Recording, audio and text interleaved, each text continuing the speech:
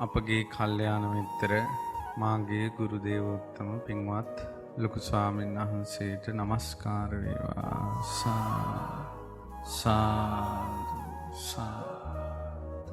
ගරුතර මහා සංඝරත්නයන් අවසරයි. මේ දේශනාව සඳහන් වෙන්නේ දීඝනිකාය.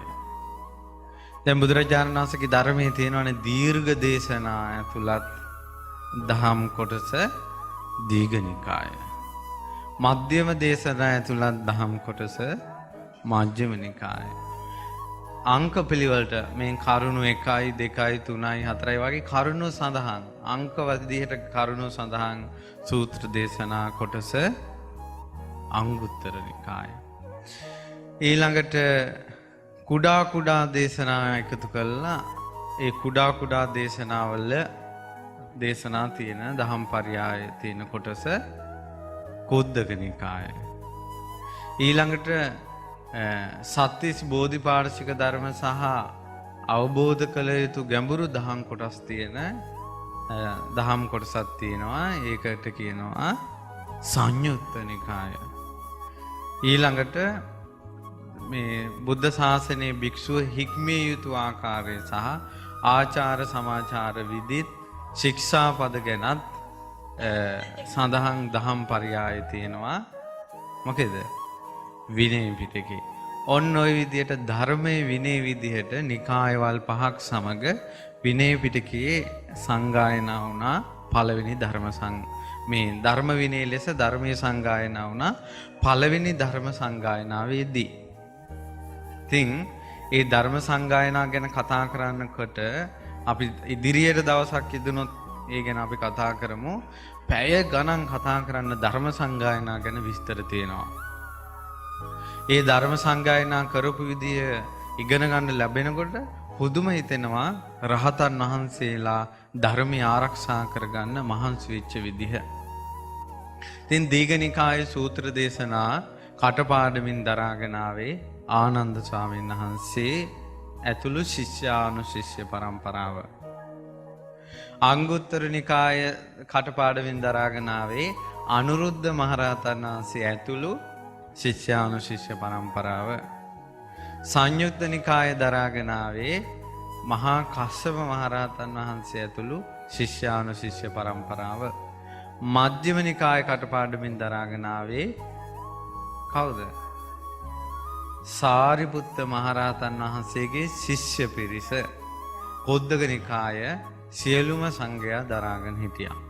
ඒ කුද්දක නිකායේ තියෙන්නේ උදාන ගාථා, ධම්මපදය, තේර ගාථා ඔය ආදී දේවල්. ඊළඟට ඒ වගේ ලස්සන දේශනා තියෙනවා. ඉතින් කොහොම හරි අද අපි මේ දේශනාවේ ඉගෙන ගන්නේ අපූර්ව සිද්ධියක්. ඒ තමයි සක්‍ර දේවේන්ද්‍රයා ගැන. සක්‍ර දේවේන්ද්‍රයා ඇතුළු 80000ක් දෙවිවරු එකම එක බණ පදයෙන් නැත්නම් එකම එක දහම් පරයයෙන් සෝහන් වෙනවා. කොහේදීද ඒක සිද්ධ වුනේ? කොහොමද ඒක ගැන අහලා දෙන්නේ? දෙව්ලොව නෙවෙයි, බඹලොව නෙවෙයි, මේ පෘථුවියේදී. ඒ අපූර්ව විස්තරය. ඉතින් මේ දේශනාවේ නම සක්‍රය ඇසූ ප්‍රශ්නවලට උත්තර දුන්න දේශනාව. සක්කපන්න. මේ දේශනාව කියන්න හිතුනේ ළඟදි දිනයක අපි දඹදිව ගිහලා ඉන්දසාල ගුහාව හොයාගෙන ගියා. ඉන්දසාල ගුහාවේදී තමයි සෝහන් වුනේ. ඉතින් අපි සජ්ජායනා කරන්න සක්කපඤ්ඤ සූත්‍රයේ පාළි කොටස අපි print එකක් අරන් ගියා. ඉතින් යන ගමන් වෙලාව දෙන්න නිසා සූත්‍රය බැලුවා. ප්‍රීති ප්‍රමෝදයක් හටගත්තා. ආශ්චර්යයි අద్භූතයි කියලා. ඉතින් ඒ වෙලාවේ අපි යම් දහම් රසයක් වින්දාද ශිව්පසෙන් උපස්ථාන කරන මේ උපාසක උපාසිකාවොත් ඒ දහම් රසය විඳිනවා නම් කොයිතරම් හොඳද කියලා ඇති වෙච්ච සිතුවිල්ලෙන් තමයි මේ ධර්මයේ දේශනා කරන්න මේ සූත්‍ර දේශනාව හිතට නැගුණේ. පින්වතුනි දෙවියන් දිව්‍ය ලෝකයෙන් චුත වෙනකොට දෙවියන්ගේ කාරණා පහක් පහළ වෙනවා. පුබ්බ නිමිති. දෙවියෝ මැරෙනවා කියලා කියන්නේ මෙහෙම මල කඳ වැටෙන එකක් නෙවෙයි. හිටපු ගමම චුත වෙනවා. ඒක කොයි වෙලාවෙ කොයි මොහොතේද දන්නේ නැහැ. ඇයි අර එක දිව්‍ය පුත්‍රයෙක් නන්දන වනේ සතුටු වෙන්න ගිහිල්ලා එයා බටනලා පිඹ ගහක් මුල හිටියා. තනිකර ගහේ මල් පෙපිලා. දිව්‍ය අප්සරාවෝ 500ක් ඒ දිව්‍ය කුමාරයාව සරසන්න මල් මාලා ගොතන්න ආකාශයෙන් අර ගහ උඩට නැංගා. දැන් ගස්වල අහසින් ගිහිල්ලා ගස්වල අතුවල අර 500ම ඉන්නවා. ඉඳලා මල් කඩනවා. මල් කඩ ඉන්නවා. දැන් මෙයාට බටනලා පිඹ ඉඳලා දැන් දෙවියන් නිින්ද ගියා. එහෙනම් මේ කිරා වැටීමේ හෙත් තියෙනවා. ඊට පස්සේ දෙවියන් නිින්ද ගියා. නිින්ද ගිහිල්ලා ඇහැරෙනකොට අර 500ම නැහැ. ඊට පස්සේ බැලුවා දෙව්ලොව සිසාරා දිවසින් බැලුවා. පේන්නේ නැහැ. මනුලෝ බැලුවා. පේන්නේ නැහැ. ඊළඟට പ്രേතලෝ බැලුවා. පේන්නේ නැහැ. තිරිසන්ලෝ බැලුවා. පේන්නේ නැහැ. 500ම නිරේ ගිහිල්ලා ඉපදෙලා. දිව්‍ය අප්සරාවෝ 500ම නිරේ. ඇඟ රෝමෝද්ගමනය වුණා බියෙන් තැති ගැනීමෙන්.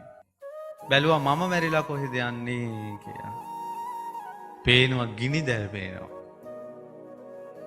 බලන්න මේ දිව්‍ය ලෝකෙත් ඒ තමන් කරන විපාකේ විඳලා අවසන් වුණා මේ සත්වයා කය බිඳලා මරණයන් මැත්තේ දුගතියට වැටෙනවා. ආරක්ෂිත නැහැ. සෝතාපන්න කෙනාටමයි ආරක්ෂාව තියෙන්නේ.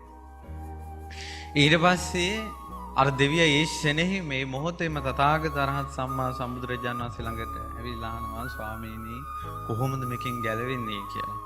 උත්තර ලැබෙනවා. මම හිතේ ධර්මය අවබෝධ කරනවා. සෝවාන් වෙනවා. ගැලවුණා බුදුරජාණන් වහන්සේ හිටපු නිසා. සක්‍ර දේවේන්ද්‍රයාගේ ඇඟේ දාඩිය දාන්න ගත්තා. දෙවියන්ගේ ඇඟේ දාඩිය දාන්නේ කල වයස හොඳ නැහැ.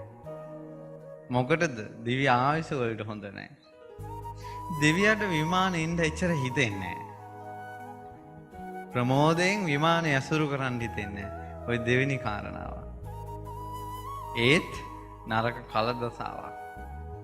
ඊට පස්සේ මල් මාලා පාර වෙලා යනවා. ටික ටික දැන් මේ මල් පොඩ්ඩක් පාර වෙන ගතියක් තියෙනවා. ඊට පස්සේ ওই විදියට පොඩ්ඩක් ඔන්න පූර්ව නිමිති පොඩ පහළ වෙනකොට දැන් විමානෙත් හිත ඇලෙන්නේ නැහැ. සක්‍ර දේවේන්ද්‍රයා අන්න ඔහම වෙනකොට සක්‍ර දේවේන්ද්‍රයාට මොකද උනේ කියලා තමයි මේ තියෙන්නේ. මේ දේශනාවේ තියෙනවා ඒ සමයේ බුදුරජාණන් වහන්සේ වැඩ සිටියේ මගධේ රජගහ නුවරට නැගෙනහිර තියෙනවා අම්බසණ්ඩ කියලා බමුණු ගම. ඒකට උතුරු දෙස තියෙනවා වේදියක කියලා පර්වතයක්. ඒ පර්වතයේ ඉන්දසාල කියලා ගුහාව. ඉන්දුසාල් කියලා ගස් වර්ගයක් තියෙනවා. ඉන්දියාවේ තියෙන්නේ. ඒ ඉන්දුසාල් කියන ගහක් අර ගුහාව ඉස්සරහ පිට තියෙන නිසා ඒ ගුහාවට නම වැටුණා ඉන්දසාල් ගුහාව. ඊට පස්සේ මේ ගුහාවේ තමයි බුදුරජාණන් වහන්සේ වැඩ ඉන්නේ පොඩි ගුහාවක්. චූටි දොරටුවක් තියෙන ඒ ගුහාවේ නිකන් එක්කෙනෙකුට වගේ ඉඳ ගන්න පුළුවන් නේ විෂමයි. සමාන පොළොව මෙහෙම ලෙවල් නැහැ. හරි විෂමයි. ඒ කියන්නේ උස් ගොඩැලි පහත් තැන් එහෙම තියෙනවා. ටිකක් මෙහෙම ඇලවිච්ච එක පැත්තකට උස් වෙලා ওই වගේ තියෙන්නේ සම නැහැ ඒ බිම.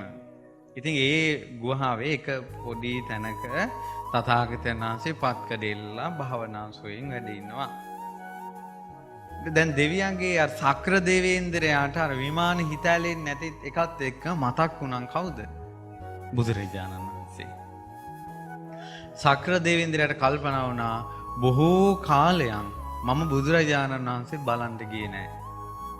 ඒ නිසා දැන් යනවා නම් හොඳයි මම කියලා හිතුණා. ඒක හරි පුදුමයි. දැන් අපිට හිතෙන්නේ අපි දෙව්ලොව ගියා නම් කොහොමද හිතෙන්නේ? මෙහි මල් වට්ටියක් හදන් එහින් කිරිහාර ටිකක් සුජාට කියලා හදාගෙන නේද? රුවන්වැලි සෑයත් වැඳලා එහින් ජයශ්‍රී මහ බුදුනාන්ස වැඳලා සොළොස් මස්ථානේ වැඳලා ඇයි ඉන්නවනේ හස්තියක් ඉන්නවනේ. ඒ හස්තිය අපිට නැගලා ඉතින් මේ හැම තැනම රවුමක් ගහලා ගටිකාර සෑයත් වන්දනා කළා. ඔහින් ගිහිල්ලා දිව්‍ය සභාවට සුධර්මා කියන දිව්‍ය සභාවට අපි යනවා කියලා අපි දැන් ලොකු ප්ලෑන් එකක් ඇතුව ඉන්නවා. නමුත් ඒ දෙව්ලොව සක්‍ර දේවේන්ද්‍රයාට බුදුරජාණන් වහන්සේ බැහැ දකින්න බොහෝ කාලයක් ගියේ නෑ කියලා හිතෙනවා. ඒ තරම් රාජකාරී. රාජකාරී නෙවෙයි දේවකාරී. ඒ තරම්. ඉතින් මෙයා කල්පනා කළා දැන් මීට කලින් සක්‍ර දේවේන්ද්‍රයා තනියෙන් දවසක් ගියා සැවැත් නුවරට. දැන් සැවැත් නුවර ඉඳලා රජගහ නුවරට බොහෝ දුරක්. කිලෝමීටර් 100 ගාණක් දුරයි. පාගමනින් යනවා නම් දවස් 3-4ක් යන ගමන. මීට කලින් සැවැත් නුවරදී බුදුරජාණන් වහන්සේ බැහැ දකින්න සක්‍ර දේවේන්ද්‍රයා ගියා. මීට මාස ගණනකට කලින්. නමුත් බුදුරජාණන් වහන්සේ මුණ ගැහෙන්න බැරි වුණා. ඒ වෙලාවේ බුදුරජාණන් වහන්සේ භාවනාවෙන් වැඩ හිටියේ. සක්‍ර දේවේන්ද්‍රයා කල්පනා කළා අද අපි පිරිසත් එක්කම යන්න ඕන කියලා තව්තිසා වැසි සියලු දෙවිවරුන්ට ආරාධනා කළා. නිදුකාණෙනි එන්න තථාගතයන් වහන්සේ බැහැ දකින්න යමු. බොහෝ කාලයක් අපි ගියේ නෑ නම කියලා. 80000ක් දෙවිවරු සක්‍ර දේවේන්ද්‍රයාව පිරිවරා ගත්තා. ඒ අතර ඉන්නවා නිතරම කාටත් ප්‍රියමනාප. ඔය සමහර ගෙවල් වලත් ඉන්නවා සමහර දරුවෝ ඔක්කොටම ප්‍රියමනාපයි. සමහර ඉස්කෝලවල ළමයි ඉන්නවා. ඒ සමහර ළමයි ඔක්කොටම ප්‍රියමනාපයි. සමහර ආයතනයේ නිලධාරීන් ඉන්නවා කාටත් ප්‍රියමනාපයි. දෙව්ලොව කාටත් ප්‍රියමනාප දෙවියෙක් හිටියා. කවුද නම? පංචසික. එයාගේ කොණ්ඩේ ගැට 5කට බැඳලා තියෙනවා. ඒ උටුන්නක් වගේ. එයාගේ වැඩේ තමයි බේලුව පණ්ඩුව වීණාව වයින් එක. බේලුව පණ්ඩු කියලා කියන්නේ බේලු කියන්නේ බෙලි වලට. පණ්ඩු කියන්නේ කහ පාට. ඉදිච්ච බෙලි ගෙඩියේ පාටට තමයි වීණාව තියෙන්නේ. ඉතින් මේ වීණාවේ ගෙඩිය යොදුනක් දිගයි. දණ්ඩ යොදුනක් දිගයි. ඊළඟට කැරකිලා තියෙන කොටස මේ යොදුනක් දිගයි. 3 යොදුන් දිග වීණාවක් තියෙනවා. යොදුන් 3ක් දිග වීණාවක් වයන්නේ අපි වගේ අයද? අරයා කොච්චර යොදුන් කීයක් උස ඇතිද? ගම් නියංගම් 5ක් 6ක් වහන්න පුළුවන් කියනවා පංචසිකගේ සලුව ගත්තොත්. උතුරු සලුව. කියන්නේ ලංකාව වගේ දෙතුන් ගුණයක් වහන්න පුළුවන් සලුව ගත්තොත්. ඒ සලුව ඇකිලුවොත් එහෙම දියබෙරළිය මලක් තරම් චූටි කියනවා. හිතා ගන්න පුළුවන්ද? එහෙනම් ගිහිල්ලාම බලන්න නැත්තද කියලා. දෙව්ලොව අපිට ඒක තේරෙන්නේ නැහැ දෙව්ලොව ස්වභාවය. ඒ තරම් සිනිඳුයි ඒ සලු. ඊට පස්සේ පංචසිකට කතා කළා ශක්‍ර දේවේන්ද්‍රයා පුත්‍රය මෙහි ඉන්න බුදුරජාණන් වහන්සේ බැහැ දකින්න අපි යන්න කැමතියි ඔබත් අපි සමග ඉන්න කියලා. ඊට පස්සේ බුදුරජාණන් වහන්සේ එහෙම මේ පංචසික කියනවා එහෙමයි මේ ස්වාමීනි කියලා ශක්‍ර දේවේන්ද්‍රයාට උත්තර දීලා ශක්‍ර දේවේන්ද්‍රයා පංචසික ඇතුළු 80000ක් දෙවිවරුන් පිරිවරාගෙන තව්තිසාවෙන් අතුරුදහන් වුණා. වක් කරපු අතක් දික් කරන වේගයෙන් දික් කරපු අතක් හකුලවන වේගයෙන් පහළ වුණා ඉන්දසාල ගුහාව ඉස්සරහා. පහළ වෙලා දැන් ඉන්නකොට මේක බැබලෙන්න පටන් ගත්තා මේ ඉන්දසාල ගුහාව. අම්බසන්න ග්‍රාමයේ බැබලෙන්න පටන් ගත්තා. දෙවියන්ගේ ආනුභාවයෙන් ශාල ආලෝකයක් පැතිරුණා. ගමේ මිනිස්සු ගෙවල් වලින් එළියට ආවා. ඇවිල්ලා ඔක්කොම බලනකොට වේදයක පර්වතයේ ගිනි ගන්නවා වගේ. මිනිස්සු කතා වුණා අద్භූතයි ආශ්චර්යයි අද වේදයක පර්වතයේ ගිනි ගන්නවා.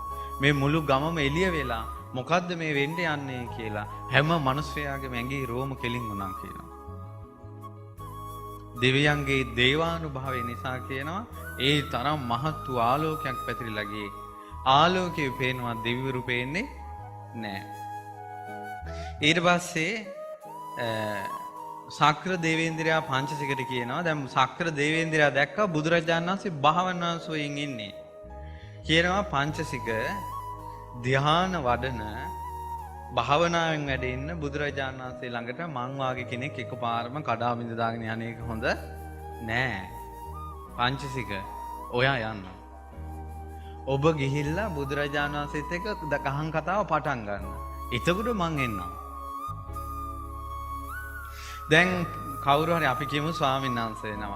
ප්‍රසිද්ධ ස්වාමීන් වහන්සේ නමක්, ගරු බුහුමන් කරන ස්වාමීන් වහන්සේ නමක් මුණ ගැහෙන්න අපි ගියා කියමුකෝ. එකපාරම යනවාද ආවාසෙ මැදින් කඩා මිදදාගෙන.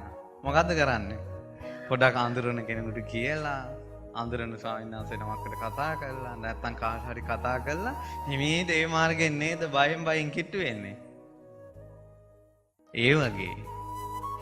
මොකද ඊළඟට තමයි රාග දේශ මොහ දුරු කරපු මුනිවරුන් ළඟට රාග දේශ මොහ තියන අය යනකොට යම් තැති ගැනීමක් එනවා.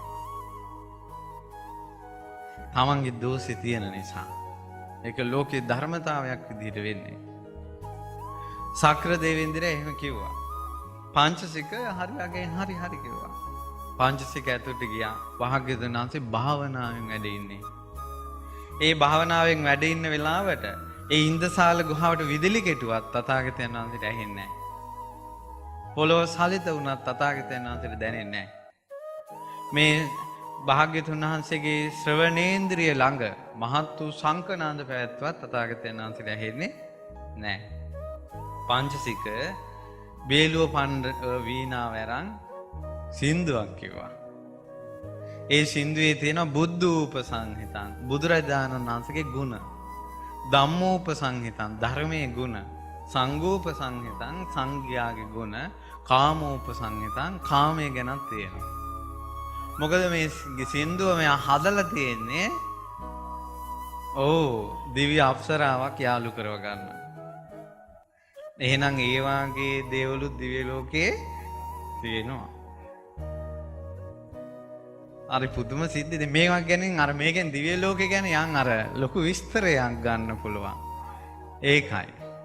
ඒ නිසා දැන් මෙයායේ සින්දුව හදලා දැන් ඉදිරියට ඒ විස්තරي කොහොමද උනේ කියලා තියෙනවා. මෙයා ඉතින් දැන් කියන්න කෙනෙක් නැහැ නේ. මෙයා දැන් සින්දුව කියනවා. ලස්සනට වීණාව වාදනය කර කියනවා. හැබැයි බුදු ගුණ, ධම් ගුණ, සංඝ ගුණ මෙයා කිව්වේ කවුරු යාළු කරගන්නද? ඒකයි. ඔය අතවසකින් ඔය බණහන් දෙන අය අතරෙත් ඔන්නෝම තියෙනවා. කාගේ හරි හිත ගියාම ටිකක් බණ කියලා කොහොම හරි බණ කියලා අරයා බණ කියන්නේ මේ සසතනින් නිදහස් කරවන්න නෙවෙයි. දැන් අර එක දවසක් කොහේ හරි අසපුවක උපාසකම්ම කෙනෙකුට කවුරු හරි කොහේ හරි හම්බෙන් ආපු කෙනෙක් මෙහෙමයි කියලා බණ ටිකක් කියලා කාලයක් ගියාට පස්සේ ගෝල් දැන් ඔයාට බණ කිව්වේ මන්නේ මාත් එක්ක යාළු වෙන්න. ඉතින් ඒ නිසා ඒ වාගේ මනුස්ස ලෝකෙත් යම් දේවල් මේ සසර ප්‍රශ්න තියෙනවා. දැන් මෙතන පංචසික කියනවා දැන් අර සින්දුවේ තියෙනවා මේ පංචසික කැමැත්තෙන් හිටිය සූර්ය වච්චසාත ගාන්ධර්ව මම හිතේ තිම්බරු වෙන්න ඕන. තිම්බරු කියන ගාන්ධර්ව. ඒ කියන්නේ ගාන්ධර්ව කියන්නේ දිව්‍ය ලෝකේ නැටුම් ගැයුම් සින්දු ඔය වගේ කලා ශාස්ත්‍රයේ තියෙන දිව්‍ය නිකාය. කලා ශාස්ත්‍රයේ තියෙන දිව්‍ය නිකාය තමයි ගාන්ධර්ව. ඒක හිටිය ප්‍රධානියා තිම්බරු කියලා කෙනෙක් හිටියා. ආගේ දුව තමයි සූර්ය වච්චසා. වචනවල අර්ථ ගත්තොත් සූර්ය කියන්නේ සූර්යා හිරුට, වර්චසා කියන්නේ මොකද? වර්චස්. එතකොට ආන්න ඒ වාගේ අර්ථයක් තමයි තියෙන්නේ. නමුත් සමහරවිට හිරු මඩලින් උපන් සූර්ය මඩලින් ලැබුණු දායාදයක් වගේ අර බබලනවා කියන අදහස වෙන්න පුළුවන් එකේ තියෙන්නේ. නමුත් සාමාන්‍ය දල අදහසක් ගත්තොත් හිරු වර්චස් වගේ තමයි තියෙන්නේ. ඊට පස්සේ කියනවා දැන් බලමුකෝ එහෙ කොහොමද මේ දෙව්ලොව තියෙන මේ ප්‍රේම වදන් කොහොමද කියලා බලමු. මේකේ තියෙනවා සූර්ය වච්චසාවෙනි කල්යාණේනි කියන්න ඔබ මට ආනන්දේ දනවනවා. ඔබ වාගේ කෙනෙක් බිහි කළාද? තිම්බරු කියලා ගාන්ධර්ව දිව්‍ය රාජේ මම එතුමාට වන්දනා කරනවා.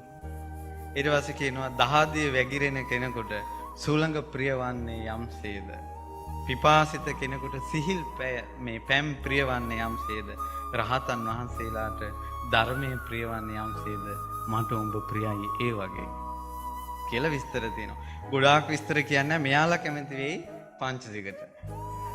ඒ නිසා ওই වාගේ ලොකු විස්තරයක් පංචසික කියනවා. බුදුරජාණන් වහන්සේ ධර්මයේ හොයාගෙන ගිහිල්ලා ධර්මය අවබෝධ කළා යම් විදිහකට සතුටු වුණාද? උඹ මට ලැබුණොත් මං ඒ විදිහට සතුටු වෙනවා. දැන් ලස්සනට සින්දුව කියනවා වීණාව වය වයා. ඊට පස්සේ කියනවා ගින්නක් සිසිල් දියෙන් නිවනවා වගේ සූර්ය වච්චසා මාගේ හිතේ තියෙන මේ කාම දාහය නිවල දාපන්. කියනවා මේ රහතන් වහන්සේලාට යමක් පූජා කළොත් ඒ දානයේ මහත්ඵල මහනිසංස වෙනවා වගේ ඔබ දැකීමෙන් මගේ හිත මහත් වූ ප්‍රීතියක් දනවනවා. ඊට පස්සේ කියනවා රහතන් වහන්සේලාට දම්පැන් පූජා කළා මම පිනක් කරගෙන තියෙනවා නම් මට මේ පින විපාක දෙනවා නම් මට මේ සූර්ය වච්චසා ලැබේවා. මේ සෑහෙන කේස් එකක් දුරදිග ගිහිල්ලා. ඊට පස්සේ කියනවා සක්‍ර දේවේන්ද්‍රයා මට වරයක් දුන්නොත් පංචසික උඹ මේ රජ වෙනින් කියලා මං කියනවා රජ වෙන්න එපා මට සූර්ය වච්චසා ලැබේවා කියලා. ඉතින් ඒ වාගේ කියනවා. ඉතින් ලස්සනට ওই විදිහට ගොඩක් විස්තර තියෙනවා. බලන්න මේ සක්කපන්න සූත්‍රයේ කියවලා. මේ විදිහට මේ බුදු ගුණ, දහම් ගුණ, සංඝ ගුණ සහිතව මෙයාගේ හිතේ තියෙන කාම 10 ඒවට එකතු කරලා අර සූර්ය වච්චසා සතුටු කරවන්න කිව්වේ. මේ සින්දුව කියලා අවසන් වෙනකොටම භාග්‍යතුන් වහන්සේ භාවනාවෙන් නැගිට්ටා. පින්වතුනි, අපගේ ශාස්ත්‍රුන් වහන්සේට තියෙනවා විශේෂ හැකියාවක්. ඒ තමයි බුදුරජාණන් වහන්සේ භාවනා සුවයෙන් ඉඳලා නැගිට්ටා කියමුකෝ. භාවනාවෙන් නැගී හිටියා. ඒ භාවනාවෙන් නැගී හිටිනකොට ඒ තාක් වෙච්ච සියලු දේ පිළිබඳව ඥාන දර්ශනය තියෙනවා. කියන්නේ මේ වෙනකල් මොකක්ද උනේ කියලා දන්නවා. ආශ්චර්යයි. අద్භූතයි. ඒ තථාගත අරහත් සම්මා සම්බුදුරජාණන් වහන්සේ එවැනි වූ ඥානයකින් යුක්තයි. ඉතින් බුදුරජාණන් වහන්සේ සමාපatti සුවයෙන් නැගිටලා නිල්වන් වූ නෙත් කැල්ම විවර කළා පංචසික දිහා බලලා දේශනා කරනවා. පංචසික හරි අගේනවා. අර වීණාවේ හඬ ගීතයට ගැලවිලා ගියා. ගීතේ තියෙන මේ පද වීණාවේ තස්සරවලට ගැලවිලා ගියේ. ඇත්තටම ওই දැන්ද හැදුවේ කලින්ද ওই සින්දු හැදුවේ එහෙම. පංචසිකට ප්‍රීතියක් උපදින්න ඇති නේද? ඇයි වර්ණනා කළානේ? තථාගත අරහත් සම්මා සම්බුදුරජාණන් වහන්සේ බුදුරජාණන් වහන්සේ මේ විස්තර අහන්න හේතුවක් ඇතිවමයි. ඇයි බුදුරජාණන් වහන්සේ මේ වෙලාවේ නිහඬව හිටියා නම් අරෙන් සක්‍ර දේවේන්ද්‍රයාත් ඇති ගන්නවා. ඇයි? මං දූතෙක් විදිහට යවපු පංචසික එක්කවත් බුදුරජාණන් වහන්සේ කතා කරන්නේ නෑ කියලා සක්‍ර දේවේන්ද්‍රයාගේ අදහස හිටුවෙන්නේ නෑ. ඊට පස්සේ කියනවා මේ කොහොමද මේක හැදුවේ මේ සින්දුව? අනේ ස්වාමීනි, භාග්‍යවත් බුදුරජාණන් වහන්සේ බුද්ධත්වයට පත් වෙලා සති 8යි. එතකොට ඔන්න ওই කාලේ තිම්බරුව කියන ගාන්ධර්ව රාජයාගේ දුවක් හිටියා. එයාගේ නම භද්‍රා සුන්දරී නම. සූර්ය වච්චසා කියලා කියනවා. ඊට පස්සේ මෙයාට මම මෙයා දිව්‍ය සභාවේ නටනවා දැකලා මට මෙයා දැක්ක ගමන් හිත වැටුණා. ඊට පස්සේ නමුත් මේ ස්වාමීනි මෙයා සූර්ය වච්චසා කැමති මාතලිගේ පුතෙක් හිටියා සිකණ්ඩව කියලා. එයාට තමයි සූර්ය වච්චසා කැමති. මං ඒකට ඉරිසියා කළා. ඉතින් මට ඕන වුණා මෙයාව මට ලබා ගන්න. ඒ නිසා මම මේ කසින්දු හදලා සූර්ය වච්චසා ඉන්න තැන කිව්වා. කිව්වට පස්සේ සූර්ය වච්චසා හරියට සතුටු වුණා. සූර්ය වච්චසා මාත් එක්ක කිව්වා බුදුරජාණන් වහන්සේ ගැන සුධර්මා දිව්‍ය සභාවේ කියනවා මං ඇහුවා. ඔච්චර ගුණ ටිකක් මට අහන්න ලැබුණේ ඔබ නිසා තමයි අහන්න ලැබුණේ. මං සතුටුයි. එහෙනම් අපි දෙන්න අද කොයි හරි පාක් එකකට යන් කියලා ගියා. ස්වාමීනි එදා ගියාමයි සූර්ය වච්චසා ආයේ දැක්කේ නෑ කියලා කිව්වා. ඉතින් හරි වැඩ දිව්‍ය ලෝකෙ වෙන්නේ නේ. ඊට පස්සේ දැන් සක්‍ර දේවේන්ද්‍රයාට මෙන්න මෙහෙම හිතුණා. දැන් නම් පංචසිකයි තථාගතයන් වහන්සේ කතා බහ කරනවා. මේ වෙලාව හොඳයි මගේ අදහස කියන්න. සක්‍ර දේවේන්ද්‍ර ඉදිරිපත් වෙච්ච එක හොඳයි. නැත්තම් පංචසික සෑහෙන විස්තරයක් කියයි. ඊට පස්සේ සක්‍ර දේවේන්ද්‍රයා පංචසිකට ඇහෙන්න මේ කියනවා පංචසිකය තථාගතයන් වහන්සේගේ සිරිපා කමල් වඳින්න. ස්වාමීනි සක්‍ර දේවේන්ද්‍රයා තමන්ගේ තව්තිසාවැසි දිව්‍ය අමාත්‍රිවරු සහිතව පිරිස සහිතව බුදුරජාණන් වහන්සේගේ සිරිපා කමල් වඳිනවා කියලා වඳින්න කිව්වා.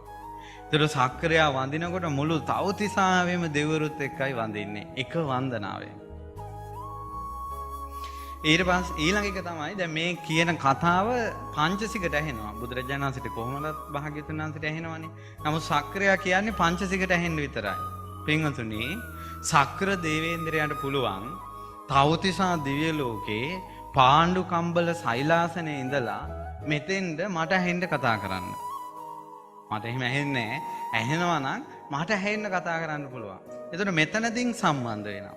එතකොට සාමාන්‍යයෙන් බැලූ කෙනෙකුට පේන්නේ මෙතනදින් දෙවියොත් එක්ක සම්බන්ධ වෙලා කියලා. නමුත් මෙතනදින් නෙවෙයි ඒක වෙන්නේ. ඒ දෙවියා තමන්ගේ විමානේ ඉඳලා තමයි මනුස්ස ලෝකේ ඉන්න කෙනාව අමතන්නේ. එතකොට ඒක ළඟ දෙයක් විදිහට දැනෙනවා. ඔය සාමාන්‍ය මිනිස්සුන්ගේ ජීවිතවල යක්ෂ භූත ආදී දෝෂවලදී මිනිස්සු ඒ දඟලලා නටලා කතා කරන්නේ.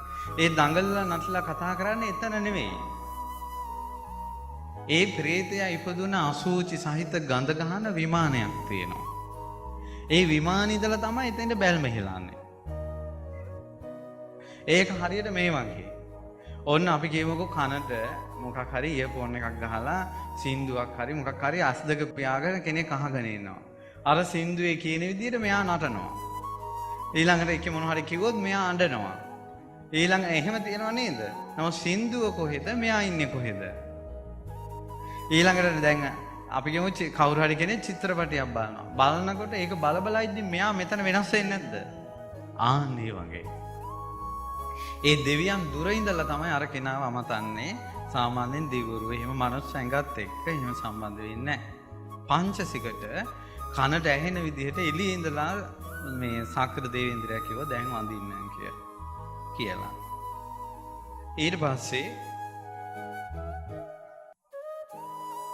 පංචසික බුදුරජාණන් වහන්සේගේ සිරිපා කමල් වන්දනා කළා. ස්වාමීනි දෙව් පිරිස සහිත සක්‍ර දේවේන්ද්‍රයා භාග්‍යවතුන් වහන්සේගේ සිරිපා කමල් වන්දනා කරනවා කියලා. බුදුරජාණන් වහන්සේ වදාලා මේ සුඛිනෝ සක්කෝ දේවානවින්දෝ සක්‍ර දේවේන්ද්‍රයා සුවපත් වේවා සැපවත් වේවා. සුඛ කාමාහි දේවා සුරා අසුරා නාගා ගන්ධබ්බා. දෙවියන් සුරයන් අසුරයන් නාගයන් මිනිසුන් කවුරුත් සැප කැමති. ඒ නිසා දෙවියෝ සැපවත් වේවා කියලා බුදුරජාණන් වහන්සේ ආශිර්වාද කළා. ඊට පස්සේ මේ ආශිර්වාද කරනකොට සක්‍ර දේවේන්ද්‍රයා ඉන්දසාල ගුහාව ඇතුළට ආවා. දැන් එළියෙන් හිටියේ මෙතෙක්. ඇතුළට දැන් පයින් පොළොවේ අඩිය තියලා දෙවියා එනවා. තව්තිසාවැසි දෙවියොත් ඉන්දසාල ගුහාවට එනවා 80000ක්. ඒතර සාමාන්‍යයෙන් ඉන්දසාල ගුහාව මේ පොඩි ඉඩක්. අපි කියමු මෙතන දැන් මේ තියෙන්නේ. ඒතර දැන් මෙතන ඉන්න ඕන කොච්චරද? 80000ක් ඉන්නවා. බලමු මොකද උනේ කියලා. දැන් මෙහින් පංචසිකේ ඉන්නවා සක්‍ර දේවේන්ද්‍රයා ඉන්නවා 80000ක් දෙවිවරු ගුහාව ඇතුළට ආවා. ඒ වෙලේ දෙවියන්ගේ ආනුභාවයෙන් ඉන්දසාල ගුහාවේ උස තැන් පාත් වුණා. පාත් තැන් උස්සලා සමානව හැදුන පොළොව. ඊළඟට 80000ක් දෙවිවරු හිටගත්තට පස්සේ එකිනෙකාගේ ඇඟේ ගෑවෙන්නේ නැති විදිහට දෙවිවරුන්ට ඉඩ හැදුන අර ගුහාව ඇදිලා. පිටට පේන්නේ නිකන්. ඒ විදිහටම තියෙන ඇතුළේ ඉඩ හැදෙනවා. ඊට පස්සේ අඳුර නැති වෙලා මුළු ගුහාවම ආලෝකමත් වුණා. දෙවියන්ගේ ආනුභාවය නිසා.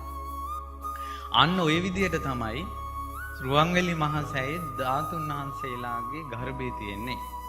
අසූරියන් උස දිග පළල තියෙන ඒ ධාතු ගර්භයේ රුවන්වැලි මහා ස්තූපය වගේ දෙතුන් ගුණයක් ගොඩ ගැහුවොත් මහා ස්තූපය වගේ දෙතුන් ගුණයක් පිරිකර තියෙනවා ස්තූපය ඇතුලේ.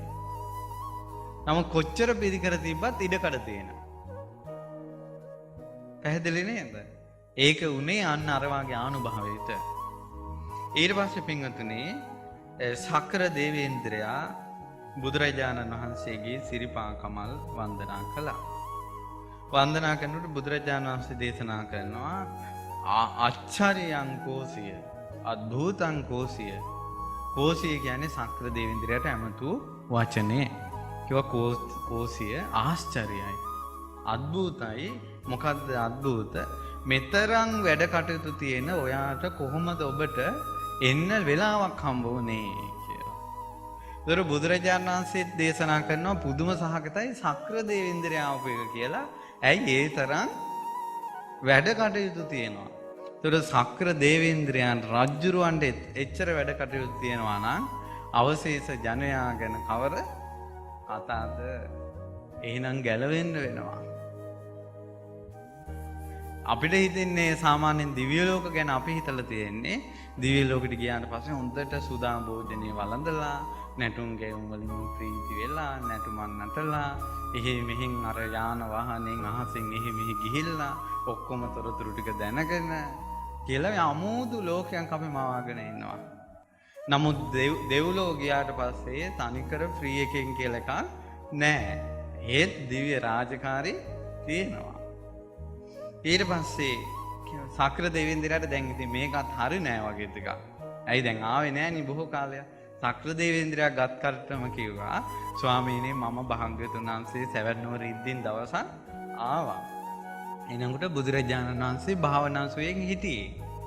ඉතින් එතන වෛශ්‍රවණ දිව්‍ය රාජයාගේ බිරිඳක් වුණ තිම්බරු අනේ බුඤ්ජති වෛශ්‍රවණ දිව්‍ය රාජයාගේ බිරිඳක් වන බුඤ්ජති මේ දෑත දෝත නල්ලි තියාගෙන බුදුරජාණන් වහන්සේට වැඳගෙන ඉන්නවා මම දැක්කා.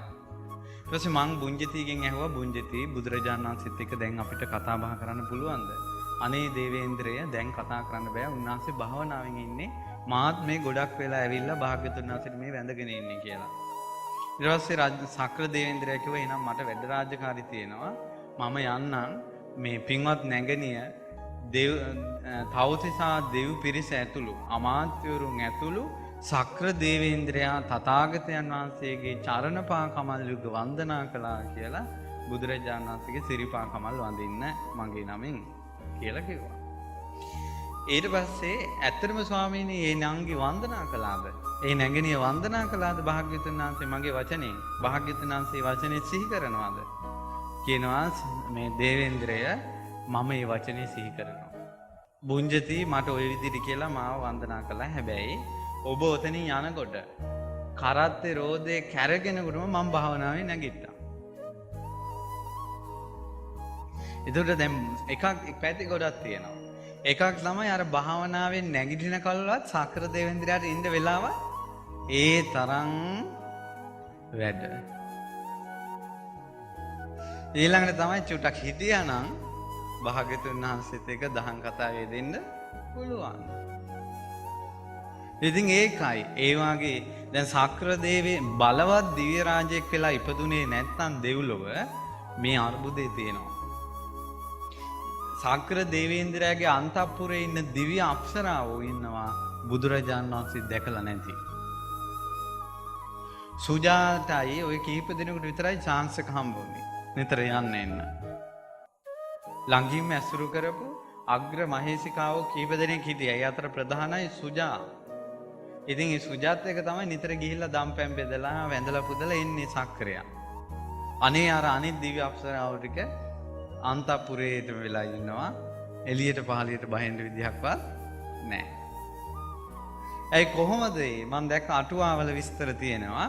සක්‍ර දේවේන්ද්‍රයා හෝ යම් දෙවි කෙනෙක්ගේ ඔඩොක්කුවේ උපදිනොත් යම්කිසි දෙවි කෙනෙක් එයා පුත්‍ර තනතුරේ තමයි ඉන්නේ. ඊට පස්සේ දෙවියන් නිදාගන්න සයනාසන යම්කිසි දිව්‍ය අප්සරාවක් ඉපදුනොත් ඒ දිව්‍ය අප්සරාව ඒ දෙවියාගේ බිරිඳ තනතුරේ ඉන්නේ. ඒ දෙවියන්ගේ පිරිවර අතර එකපාරම පහළ වුණොත් එහෙම එයා දෙවියන්ගේ පිරිවර තනතුරේ ඉන්නේ. මහා බල සම්පන්නව ආයුධ ශේෂත් ඇති ආයුධ ඇතිව තේජස්ව ඉපදුනොත් ඒ දෙවියන්ගේ සෙම්පති තනතුරු වල ඉපදෙන්නේ. ඒ වගේ ඊළඟ සමහර දිව්‍ය විමාන තියෙනවා. එහෙත් තියෙනවා විමානවල සීමාවක්. ඒ යම් සීමාවක දෙවියෙක් ඉපදුනොත් ඒ සීමාව අයිති දෙවියට තමයි අර දෙවියා යටත් වෙන්නේ. සමහර ප්‍රශ්න තියෙනවා. දිව්‍ය සීමාවල් දෙකක් අතරේ දිව්‍ය අප්සරාවක් ඉපදෙනවා. ඒතර දැන් මොකද කරන්නේ? යම් සීමාවකට බරව ඉපදුනොත් ඒ සීමාවේ දෙවියට යාව බාර කරනවා.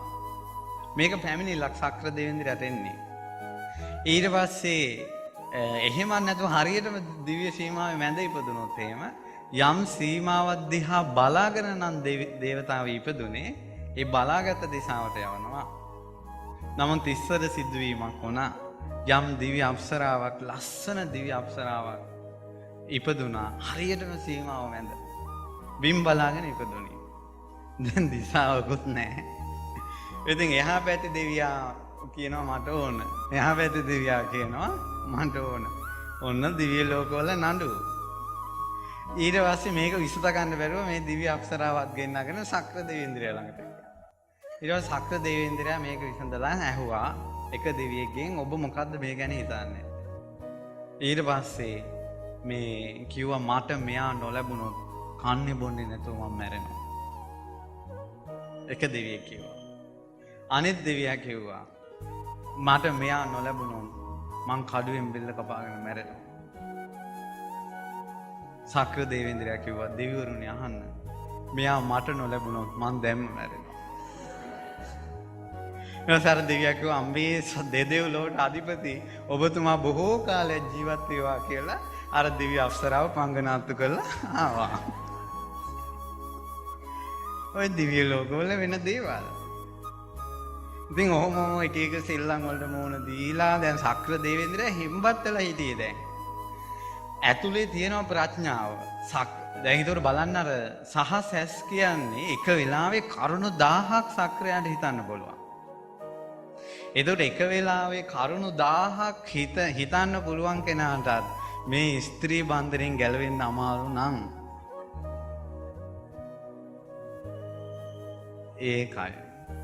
ඉතින් ඒ නිසා පින්වතුනි මේකට පුදුම ප්‍රඥාවක් ඕන ගැලවෙන්න. ඊට පස්සේ මේ දැන් බුදුරජාණන් වහන්සේ දේශනා කරන ඔබගේ කරත්තේ නිම්මලල්ලේ හඬටම මම ධ්‍යානෙන් නැගී හිටියා. ඊට පස්සේ කියනවා ස්වාමීනි මට කලින් තවතිසා දිව්‍ය ලෝකේ ඉපදුන දෙවිවරු ඉන්නවා. ඒ දෙවිවරුන්ගෙන් මං ඇහුවා බුදුවරු ලෝකේ පහළ වෙන කාලේ ගොඩාක් දෙවිවරු දිව්‍ය ලෝකෙ ඉපදෙනවා කියලා. අසුරයෝ අඩු වෙලා යනවා කියලා මං අහලා තිබ්බා.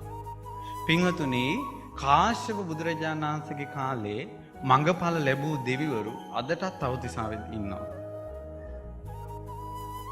කලින් බුද්ධ ශාසනවල මඟඵල ලැබූ මේ මහා භද්‍ර කල්පේ මාර්ගඵලලාභී සෝතාපන්න සකදාගාමී ආදී උත්තමයෝ අදටත් දෙව්ලොව ඉන්නවා.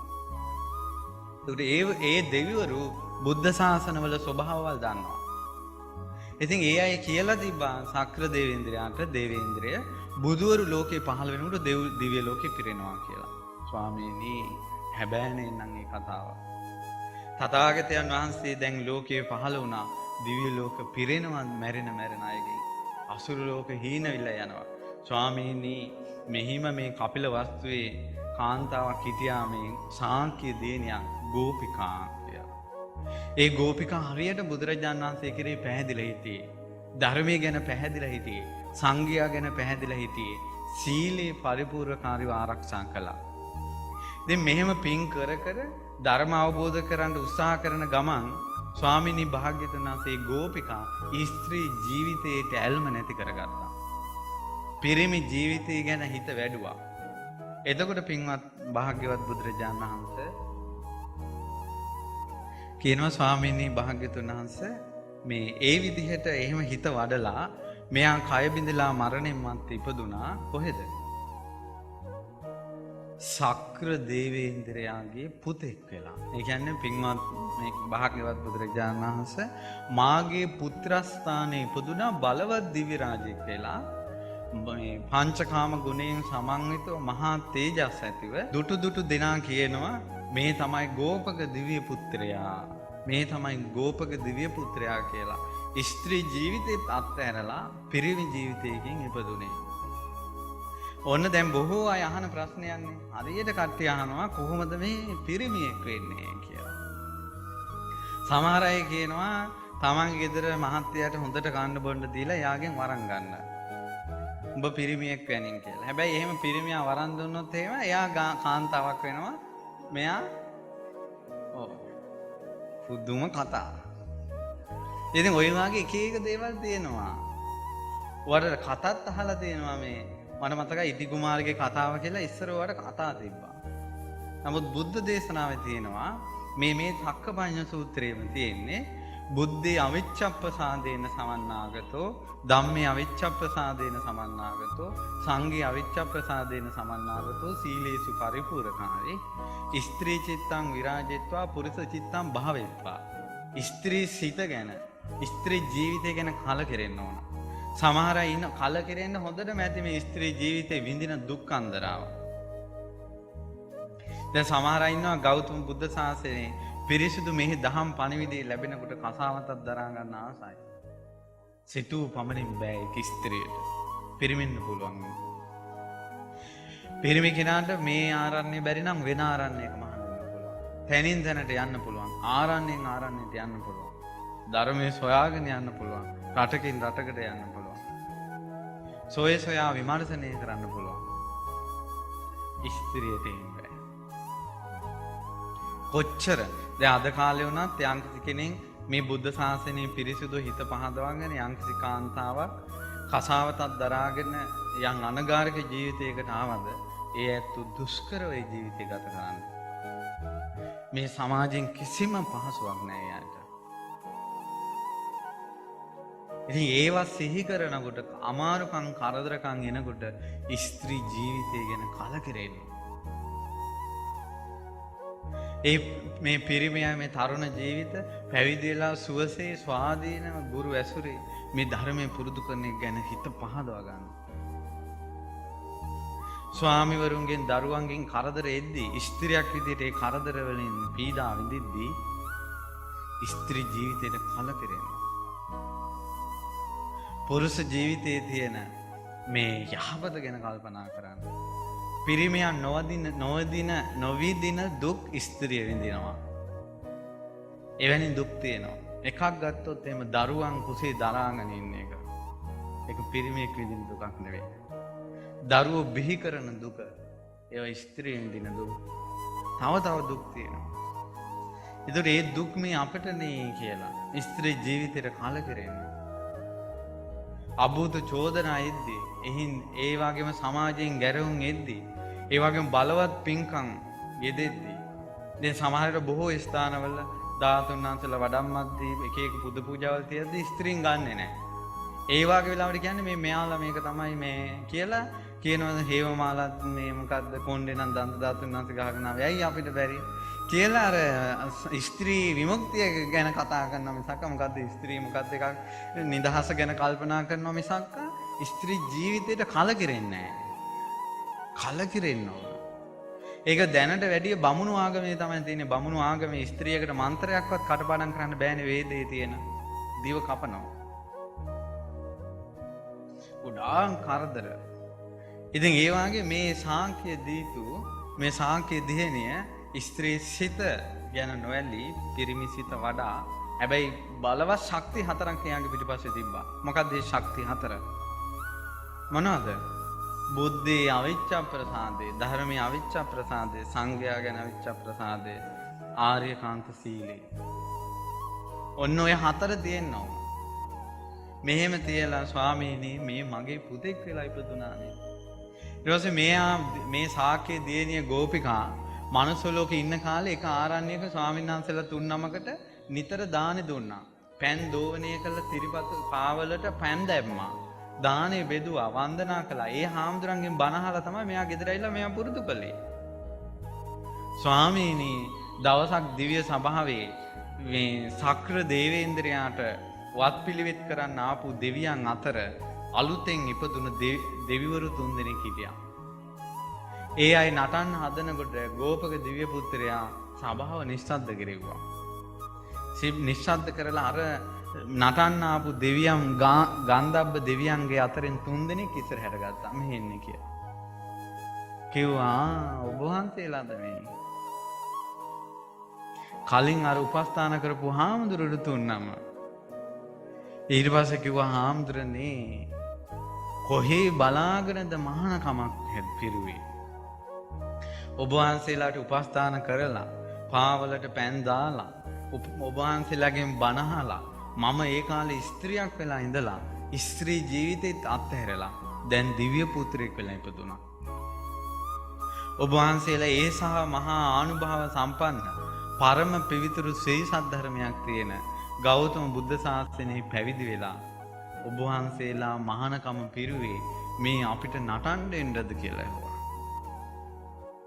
කිව්වා මට එකට ඉන්න අපි එකට හිටපු පිරිසක් අපිටම ඇවිල්ලා නටුන් නටලා අපිව සතුටු කරන්න හදද්දී හරියට දුක හිතෙනවා කිව්වා. ඔබ වහන්සේලා මහානකම කළේ කොහේ බලාගෙනද? මේ හීන වූ ගන්ධර්වය අතර මොකටද ඉපදුනේ? මේ බෙර ගහන්නද දැහුවා ඉපදුනේ? අතපය මේ දාලා නටන්න දැහුවා මේ මහානකමක් කොල්ලේ. එහෙම හරියට සංවේගයටපත් කරා. සංවේගයටපත් කරනකොට ඇත්ත මේකටද මේ ඕනේ මේකටද මෙහෙම ඕනේ කියලා කියනකොට ඒ දෙවිවරු 3 දෙනෙක්ගෙන් දෙන්නෙකුට හිතට වැදුනා එක. අන්න ගුණේ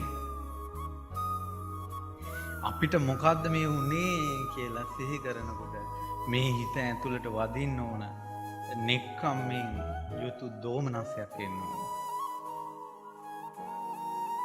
නෙක්ඛම්මෙන් යුතු දෝමනසයක් එන්න ඕන. දැන් අර අපි කිව්වේ සමහර අය බුදුරජාණන් වහන්සේගේ ගුණ කියනකොට ඇඟ සලිත වී ගොස් බුදුරජාණන් වහන්සේ ගැන බලවත්ව හිත පිහිටව ගන්නවා. බුද්ධ කියන වචනේ ඇසූ පමණින් ඇඟේ රෝමෝද්ගමනය වුණා. එතකොට අපි කියනවා අපි කවද්ද බුදුරජාණන් වහන්සේගේ ගුණ අහලා අපේ ඇඟේ රෝමෝද්ගමනය වෙනකල් චිත්ත ප්‍රසාදයක් ඇති කරගන්නේ අපි කවද්ද? අපේ ශ්‍රද්ධාව ඒ තාක් දියුණු කරගන්නේ කවද්ද කියලා අපි සිහි කරද්දී ඒක අපිට දැනෙන්න ඕන. දැන් මෙතන හිටපු දෙවිවරු දෙන්නෙකුට දැනුණා ඒක ඇත්තනේ කියලා. යම් කිසි තමන්ගේ අඩුපාඩු පෙන්වලා දෙද්දී, තමන් නොමග ගිය බව පෙන්වලා දෙද්දී, ඒක ඇත්තක් කියලා පිළිහිටවගෙන සංවේගයටපත් වෙන කෙනා ජය ගන්නවා. දෙන්නේ කෙහෙම හිතුවා. හිතලා ඇත්තනේ මෙහෙම උනේ කියලා හිතලා ඒ විලාම කලින් කරපු භාවනාදී සිහි කරලා එතනින් චුත වෙලා බ්‍රහ්ම පුරෝහිත ලෝකේ ඉපදුණා. බ්‍රහ්ම ලෝකේ ඉපදුණා. තවතිසාවෙන් චුත වෙලා. ඒ වෙලාවෙම එක දෙවියෙක් අර දෙවියා මේ අර විස්තරي කියද්දි ගෝපක දෙවියා එයා ඊළඟ අඬව්වේ තාලේ සීකර කර හිටියා. කාමේ හිත බැසගත්තා. එයාට නටන්න තියෙන තව ගාන්ධර්ව දිව්‍ය කන්‍යාවක් එක්ක. එයාත් එක්ක ඩාන්ස් කරන විදිහ සීකර කර හිටියා. කාමේ හිත බැසගත්තා. ඒ දෙවියා අදටත් නටනවා. අදටත් නටනවා ඒ දෙවියන් දිව්‍ය ලෝකේ. නැටුම් කණ්ඩායමේ. අර අනිත් දෙවිවරු දෙන්නා බ්‍රහ්ම ලෝකේ ඉපදුණා. සෑහෙන හිතන්න දේවල් තියෙනවා. ඒක මනුස්ස ලෝකේ ඉඳලා පින්වතුනි ටිකක් පුරුදු වෙන්න. වැරද්දක් කිව්වට පස්සේ සංවේගයටපත් වෙන්න. එහෙම නෑනේ මේ අමතකයි. ඒ සංවේගයටපත් වෙන එක නැති වෙන්නේම නිදහසට කරුණු කියන එකෙන්. මොකක් හරි වැරද්දක් පෙන්වලා දුන්නාට පස්සේ නිදහසට කරුණු කියනවා. මේක මෙහෙමයි එතකොට හිත ඇතුළට දෝමනස්ය හටගන්නේ. දැන් ඉඳලවත් වරදක් පෙන්වලා දුන්නාට පස්සේ අහෝ කවද්ද මම මේ හැදෙන්නේ කියලා හිතන්න. තරහක් ගියාට පස්සේ ඇයි මට මේ තරහ ගියේ තරහ ගන්න ජීවිතේ මං කවද්ද නිදහස් වෙන්නේ කියලා හිතන්න. රාගෙන් පීඩා විඳිද්දී මේ රාගගින්න මං නිවාගන්නේ කවද්ද කියලා හිතන්න. දහම් මඟ වඩද්දී බාධා පැමිණ ඒ දහම් මඟෙන් අපි බැහැර වෙද්දී මේ දහම් මගේ අපි ගමන් කරන්නේ කවද්ද කියලා හිතන්න.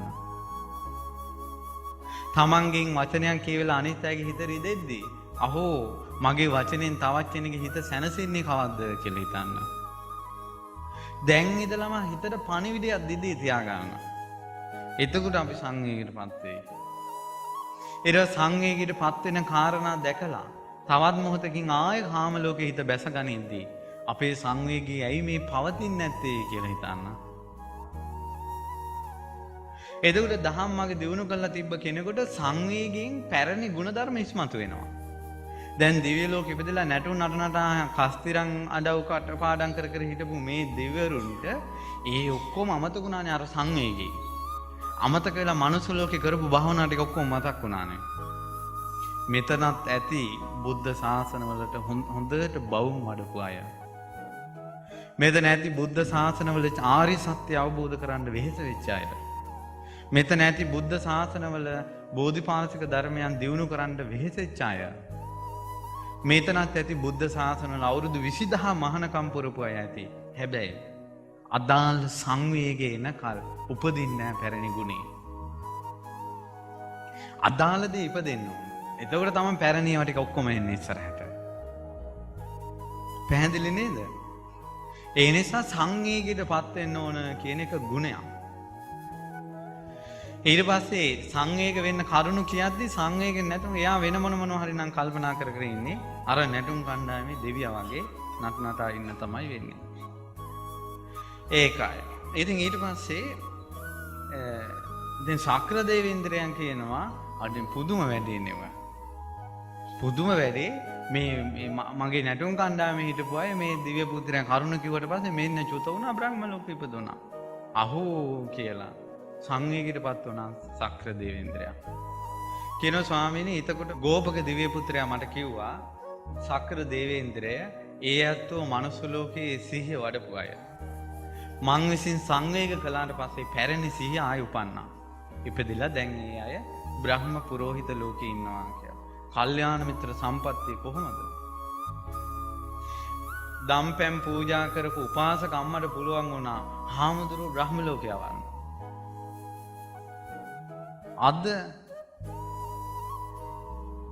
අද මොකද තියෙන්නේ? බ්‍රහ්ම ලෝකේ නෙවෙයි පුළුවන් නම් මහාන කමිමුත් අරන් ගෙදර නවත්ත ගන්න. බලන්න බුදුවරුන්ගේ යුගයේ තියෙන ආශ්චර්යය.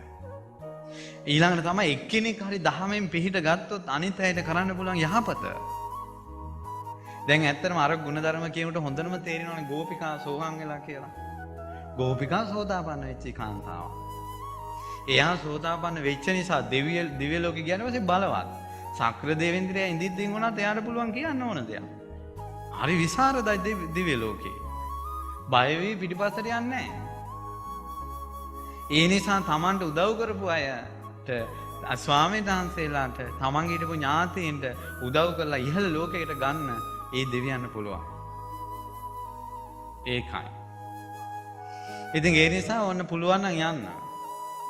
ගිහිල්ලා මේ අපිට කියයිද දන්නේ නැහැ. අපි හිතනවා අනේ අපි නම් මේ පැත්තට යන්න නටන්න නම් සිද්ධ වෙන්න එපා කියලා. නටන්න නම් කල්පනාවක් නැහැ. ඉතින් ඒ නිසා පුළුවන් නම් සංවේගයටපත් කරන්න පුළුවන් විදිහ හොඳ හිතක් ධර්මයෙන් හදා ගන්න ඕන. ඊට පස්සේ ওই කතාව ඉවර වෙනකොට දැන් ශක්‍ර දේවේන්ද්‍රය ආපු කාරණාවක් තියෙනවානේ. මේ තමයි සතුටු සාමීචය. සම්මෝදනියං කතං සාරානියං නීති සාරෙත්වා කියලා අහලා තියෙනව නේද? මේ තමයි සතුටු සාමීචය. ඊට පස්සේ තමයි දහම් කතාව පටන් ගන්න. මෙතන තියෙනවා ස්වාමීනි මට ප්‍රශ්නයක් අහන්න අවසර දෙනවද? භාග්‍යවතුන් වහන්සේ කල්පනා කළා බොහෝ කාලයක් මේ ශක්‍ර දේවේන්ද්‍රයා විසුද්ධයි. කියන්නේ එක දිගට බොහෝ කාලයක් දිව්‍ය ලෝකෙ හිටපු කෙනෙක්. මනුස්ස ලෝකේ මඟ කියලා මානවකයා වෙලා ඉද්දිනෝ සෑහෙන ගුණධර්ම වැඩුවා. ඒ නිසා මේ ශක්‍ර දේවේන්ද්‍රයා යම් ප්‍රශ්නයක් ඇහුවොත් අහන්නම් වාලේ නෙවෙයි අහන්නේ. අවබෝධයක් කරගන්නමයි අහන්නේ. බුදුරජාණන් වහන්සේ වදාලා ශක්‍ර දේවේන්ද්‍රය කෝසිය ඕන තරම් ප්‍රශ්න අහන්න. මං උත්තර දෙන්නම් ඔබේ සැක මන් නැති කරන්නම් කිව්වා. ඒ වචනයෙන්ම ප්‍රීති ප්‍රමෝදයට පත් වුණු ශක්‍ර දේවේන්ද්‍රය අහනවා ස්වාමීනි භාග්‍යවතුන් වහන්සේ කිං සංයෝජනානුකෝ මාරිස දේවා මනුස්සා අසුරා නාගා ගන්ධබ්බා චන්නේ සංචි පුතුකාය දේව අසුර නාගාදී මේ මහත් වූ බලවත් කායවල් වලින් යුක්ත අය සිහි කරනවා අවේරා වෛර නැත්තෝ වේත්වා අදණ්ඩා මම දඬු මුගුරු ගන්නෙ නෑ අසපත්තා ඊළඟට මම මේ සුවසේ වාසය කරනවා කරදරයක් කරන්නේ නැතුව ඊළඟට ක්‍රෝධ නැති සිතින් වාසය කරනවා වෛර නැති සිතින් වාසය කරනවා කියලා මෛත්‍රිය පුරුදු කරනවා වචනින් කියනවා පුරුදු කරනවා මෛත්‍රියෙන් සාමයෙන් ඉන්න හරි කැමැති සාමය ලැබේවා කියලා පතනවා එහෙම වුණාට ස්වාමීනි ඔහොම ඉන්න අයම මෙන්න කාලයක් යනකොට දඬු මුගුරු ඇරන් මෙන්න රණ්ඩු සරුවල් වල පැටලිලා ආයුධ ඇරන් මේන් කලබගෑනි වල පැටලෙනවානේ. නමුත් මුලින් කියන්නේ සෝපත් වේවා කියලා. ඒතර මෙහෙම මේ වාගේ මෛත්‍රියකින් සාම සහිත සිතකින් සංසිඳුන සිතකින් මේ අයට ඉන්න බැරි ඇයි? ඒකට හේතුව මොකද්ද කියලා ඇහුවා. දැන් ඉස්සලා කතා වෙනවා අපි තරහ නැතුව ඉමු වෛර නැතුව ඉමු දඬු මුගුරු ගන්න නැතුව ඉමු කියලා කතා වෙනවා. නමුත් මෙහෙම ඉඳලා මෛත්‍රියෙන් ඉන්න බෑ මෙයාලට. ගෙවල් වෙලත් නැද්ද ඕක? කල්පනා කරනවා හරි කිසි කරදරයක් නැතුව ඔය දෙන තියෙන දෙයක් කාලා ලුණුයි බතුයි හරි කාලා ඉවසගෙන ඉන්නවා කියලා දැන් හොඳට හිත හදාගෙන වැඳලා ගටිකා සෑයත් වැඳලා යනවා. ගිහිල්ලා ගෙදරින් එකක් දෙකක් යනකොට මෙන්න මෙයා මේ කෙනෙක් මාන්නේ ගන්නවා අනිත් එක්කෙනා කොස්ස ගන්නවා. දඬු මුගුරු ඇරන් මෙන්න පටන් ගන්නවා යුද්ධේ. එතකොට ස්වාමීනි ඇයි මෙහෙම මේ මිනිසුන්ට එක් මෛත්‍රියෙන් එක දිගට ඉන්න බැරි? ඊට පස්සේ බුදුරජාණන් වහන්සේ වදාලා ඉච්ඡා මච්චරිය සංයෝජනාකෝ දේවානමින්ද දේවා මනුස්සා අසුරා නාගා ගන්ධබ්බා යේ චන්නේ සම්ති පුතුකායා තේ අවේරා අධණ්ඩ අසපත්ත අභ්‍යාපජ්ජා විහෙරේමු අවේරෝනීති ඉතිචනේ සංහෝති අචතපන සවේරා සදණ්ඩා සපත්තා සභ්‍යාපජ්ජා විහෙරಂತಿ සවේරුනෝති කියනවා ඉච්ඡා මච්චරිය. මොකද්ද ඉච්ඡා මච්චරිය කියන්නේ? ඉරිසියාවයි මසුරුකමයි තියෙනවා. ඒ නිසා කිව්වා සාමයෙන් ඉන්න බැරි. මොකද්ද ඉරිසියාව මසුරුකම? ඉරිසියාව කියලා කියන්නේ කැමති නෑ. තවත් කෙනෙකුට මොකක් හරි යහපතක් වෙනවට කැමති නෑ. හරියට තියෙනවා මේ ඉරිසියාව නම්. ඒක දැන් මේකට හේතුව බලනකොට ලස්සන පැහැදිලි වෙනවා මෙහෙමයි මේ ඉරිසියාව හටගන්නේ කියලා. මසුරුකම කියන්නේ ලෝභයි. තවත් කෙනෙකුට ඒක හිමි වෙනවා දකින්න කැමති නෑ මසුරුයි. ඉරිසියාව තියෙනවා තවත් කෙනෙක් දියුණු වුණාට කැමති නෑ. ඊළඟට මේ මසුරුකම කියන්නේ Tamanට ලැබෙනවට කැමති ඒක වෙන කෙනෙකුට ලැබෙනවට කැමති නෑ. මේ විදිහට ඉරිසියාවයි මසුරුකමයි නිසා මොකද වෙන්නේ? ඔච්චර මෛත්‍රිය කියා හිටියත් හිතේ පිහිටන්නේ පුංචි දේවල්නේ. දැන් ඔය සමහර වෙලාවට වැඩි ඕන ස්වාමීන් වහන්සේලා කියමු. සමහර අය ඇවිල්ලා ඔන්න ඉන්නවා ස්වාමීන් වහන්සේලාත් එක්ක හිතවත් කතා බහ කරනවා. සමහරට ස්වාමීන් වහන්සේලාත් එක්ක ගමන් බිමන් යනවා. ඔහොම ඊට පස්සේ ස්වාමීන් වහන්සේලාත් එක්ක පින්කම් කරනවා. එතකොට දැන් ස්වාමීන් වහන්සේලාත් එක්ක කතා කරන්න කැමති කෙනෙක් ඉන්නවා. එයාට අවස්ථාවක් ලැබෙන්නේ නැහැ. එයා ඊට පස්සේ මොකද කරන්නේ? ඉරිසියා කරනවා. ඇයි අරයම කියලා ඉරිසියා කරනවා. ඉරිසියා කළා මසුරු වෙනවා. මොකද්ද? මට කතා කරනවා නම් හරියට තියෙනවා. කවුරු හරි හිතවත් ළඟින් ඇසුරු කරනවා නම් පෙස්සන් වෙනවා. ඔයා හිටියට ඔය ඔබ වහන්සේ දන්නේ නැහැ කියලා. මේ තියෙනවා මේ මංගව ලියුම් කියුම් ටික. ඉස්සා මච්චරිය. ඊට පස්සේ ඔන්න මෛත්‍රිය වඩනවා. මම වෛර නැත්තේ එක්ක මා තරහ නැහැ. හිතේ පිහිටන්නේ නැහැ. හිතේ පිහිටන්නේ නැත්තේ ඇයි? ඉච්ඡා මච්චරිය තියෙන නිසා. ඉරිසියාව තියෙන තාක්කල් සාමයක් නැහැ. සමාදානයක් නැහැ. එහෙම වුණ අපි දන්න සමහර පවුල් තිබ්බා මහා වත්පෝසත්කම් ඇතුව මහා තේජමානව හිටපු පවුල්. ඉරිසියාවෙන් ඉන්නේ. කවුරුවත් ඉහළට එනවට කැමති නැහැ.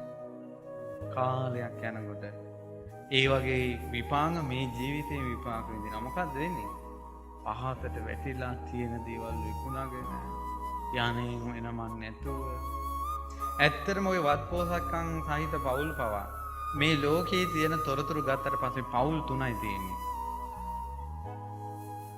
පළවෙනි එක්කෙනා මැරීගෙන හම්බ කරනවා. ඕනම පෝසත් පවුලක මුල බලන්න. එයා මැරීගෙන කන්නේ නැහැ, බොන්නේ නැහැ, සමහරට මහපාරේ ගිහිල්ලා බිස්නස් කරලා පොඩි දේවල්. ඊට පස්සේ එයා ඔන්න ඉහළටම එනවා. හරියමං කෑමක් බීමක් නැහැ. දරුවෝ වෙනුවෙන් සියල්ල ඉතුරු කරනවා. ඊට පස්සේ මේවා සාමාන්‍යයෙන් දරුවෝ දකිනවා. දැකලා ඒ හම්බ කරපු ටික දරුවෝ ප්‍රයෝජනෙට ගන්නවා. ප්‍රයෝජනෙට ගන්නවා තාත්තලා මෙහෙමයි මහන්සි වුනේ කියලා හිතලා ඔන්න ප්‍රයෝජනෙට අරන් ටිකක් ආයෙ දිනු වෙලා ඉන්නවා. ඊළඟ පරම්පරාව දන්නේ නැහැ. ඒ අය ඉපදුන දවසේ ඉඳලා ඉස්සරහ කඩේටත් ගියේ කාර් එකේ. ඊළඟට ඉපදුන දවසේ ඉඳලා කම්පියුටර්, ෆෝන් එක. ඊළඟට ඉපදුන දවසේ ඉඳලා තරුපහයි හෝටලෙන් කැහම කෑවේ. ඒ අය මොකක්වත් දන්නේ. එයාලා හිතනවා ඒක තමයි ජීවිතය කියලා. හිතුවකේ වියදම් කරන්න පටන් ගන්නවා. නාස්ති කරනවා. ඔන්න දැන් තුන්වෙනි පරම්පරාව. එතනින් පටන් ගන්නවා නහත් වෙන්න. එතකොට ඒ අයගේ දරුවෝ දකින්නේ තාත්තා නිතර ක්ලබ් එකට යනවා. නිතර බොනවා. හිතුවකේ වියදම් කරනවා. දරුවෝ හිතනවා ඒක තමයි ජීවිතය කියලා. ඊළඟ පරම්පරාව මොකද වෙන්නේ? නැත්තටම නැති වෙනවා. ඕක තමයි සමස්තයක් වශයෙන් ලෝකෙ සිද්ධ වෙන්නේ. මුලින් ඊට පස්සේ ඒ වගේ ගන්නකොට අර ඉරිසියාව. ඔකේ හරි බලවේගයක් මේ ඉහළ ඉන්න මිනිසෙක් පල්ලෙහාට වැටෙන්නේ ඉරිසියාවයි මසුරුකමයි. පැහැදිලි නේද? ඊට පස්සේ ඉරිසියාව මසුරු සක්‍ර දේවේන්ද්‍රයා කියන ස්වාමීනියෝ ඒ සැකේ නම් ඇත්තටම ඇත්ත තමයි. මට මේ ප්‍රශ්නේ විසඳුණා. මට ආයෙ ප්‍රශ්නයක් තියෙනවා. ওই ඉරිසියාවයි මසුරුකමයි කොහොමද හටගන්නේ? බුදුරජාණන් වහන්සේ වදාළා ඉච්ඡා මච්චරියංකෝ දේවානමෙන්ද පියාප්පියං නිධාන පියාප්පිය නිධානම් පියාප්පිය සමුදයං පියාප්පිය ජාතිකම් පියාප්පිය පබවං පියාප්පිය සති ඉච්ඡා මච්චරියං හෝති පියාප්පිය අසති ඉච්ඡා මච්චරියං න හෝති. ප්‍රිය අප්‍රිය බව නිසා තමයි මොකද වෙන්නේ? ඊර්ෂ්‍යාවයි මසුරුකමයි නේද? දැන් වැඩි ඕනේ තමන් කෙනෙකුට හිතවත් කියලා හිතන්නකෝ. අපි තවත් කෙනෙක් එක්ක යාළුවයි කියලා හිතන්නකෝ. එතකොට අපි එයාට ප්‍රියයි. එතකොට එයා තවත් කෙනෙක් එයාව තවත් අය ඇසුරු කරනවාට අපි කැමතිද ඉරිසියයිද? ඉරිසියයි. ඊට පස්සේ එයා තමන් එක්කම නිතර ඉන්නවට, තමන් එක්කම කතා කරනවට, තමන් එක්කම යනවට ලෝභයිද නැද්ද? ලෝභයි. මසුරුයි. දැන් ඔය සමහර ගෙවල් වල තියෙනවා මේ මොකද්ද කැමති නෑ තමන්ගේ බිරිඳ තවත් එක්කෙනෙක් එක්ක නිකමටවත් hina වෙනවට කැමති නෑ. ඊට පස්සේ කෝල් එකක් ආවා සැකයි. ඉතින් මේ වගේ ඉරිසියාවයි මසුරුකමයි. ඒතර ඉරිසියාවයි මසුරුකමයි තියෙනවා. ඊට පස්සේ සාමයක් නෑ. ඊට පස්සේ සැකයි. gedara ප්‍රශ්න දඬු මුගුරු ගන්නවා. බාහිර අයත් ගැන සැක කරනවා. ඊළඟට යුද්ධ හට ගන්නවා, කල කෝලහල හට ගන්නවා. ඔය සාමාන්‍ය දෙයක්. ඔය විදිහට නෙමෙයි ගෙයක් දොරකට තියෙන ආසාව උනත් එහෙමයි. දැන් මහා ගෙදරට ලෝභ වුණා කියලා කියමුකෝ ප්‍රියයි. ඊට පස්සේ ඒව අනිත් අය භුක්ති විඳිනට අප්‍රියයි. ඊට පස්සේ කොහොම හරි ඉරිසියාවෙන් මසුරුකමෙන් අදිවුණියමක් කරලා හරි අර ගෙදරයි පන්න ගන්නවා. පන්නගෙන අන්න ඊට පස්සේ අර ගෙදර රැක ගන්න, ඉඩම රැක ගන්න නාඩු දාලා යුද්ධය හට ගන්නවා. ප්‍රිය අප්‍රිය මේ කැමැත්ත තමයි මේකට මුල් වෙන්නේ කියලා. කැමැත්ත තමයි මේකට මුල් වෙන්නේ. මේ ඇත්තටම යම් දෙයක් දුටු පමණින් කැමැත්ත දුරු කරගත්තේ නැත්නම් හරි අරුබුතයක්. දැන් අපි වැඩි ඕනේ කොයි හරි ගමනක් ගිහිල්ලා එනකොට අපි කුරුණෑගල පැත්තෙන් එනකොට ඔය අර මැරිසිරිපුර කැලේ හරි ඊළඟට අර පොස් කැලේ හරි මෙයා එනකොට දකින්නවා රොටි තියෙනවා. ඒතර මේක සුවඳහමලා මේවා කරනකොට මෙයා කල්පනා කරනවා මේ අපිත් හදන්න ඕන. ඊට පස්සේ දැන් මෙයා මොකද කරන්නේ? ඒක ගැන හිතනවා. දැන් මේක ඊළඟට තියෙනවා. ඒකෙන් ඕක හොඳට පැහැදිලි වෙනවා. ඊට පස්සේ හිතලා ඊට පස්සේ ගෙදර ඇවිල්ලා පිටි හොයලා පොල් අදලා පොල් බින්දලා පොල් ගාලා පිටි හොටු පෙරාගෙන පිටි අනලා ඊට පස්සේ අත පුච්චගෙන රොටි හදලා නේද කොච්චර අරුබුදියක්ද කියලා බලන්න. අර දුටු පමණේ අර ප්‍රිය අප්‍රියතාවය මුල් කරගෙන හටගත්ත දේ හරියට දිනනවා. ඊට පස්සේ බුදුරජාණන් වහන්සේගෙන් අහනවා ස්වාමිනී භාග්‍යවතුන් වහන්සේ පියාප්පියං කෝපන මාරිස කින් නිදහනං මොකක් නිදහන් කරගෙන හේතු කරගෙනද මේ ප්‍රියාප්‍රිය බව හටගන්නේ. දැන් සක්‍රියට හැම ප්‍රශ්නයක්ම විසඳෙනවා. ඇත්ත තමයි මේක කියලා හිතෙනවා.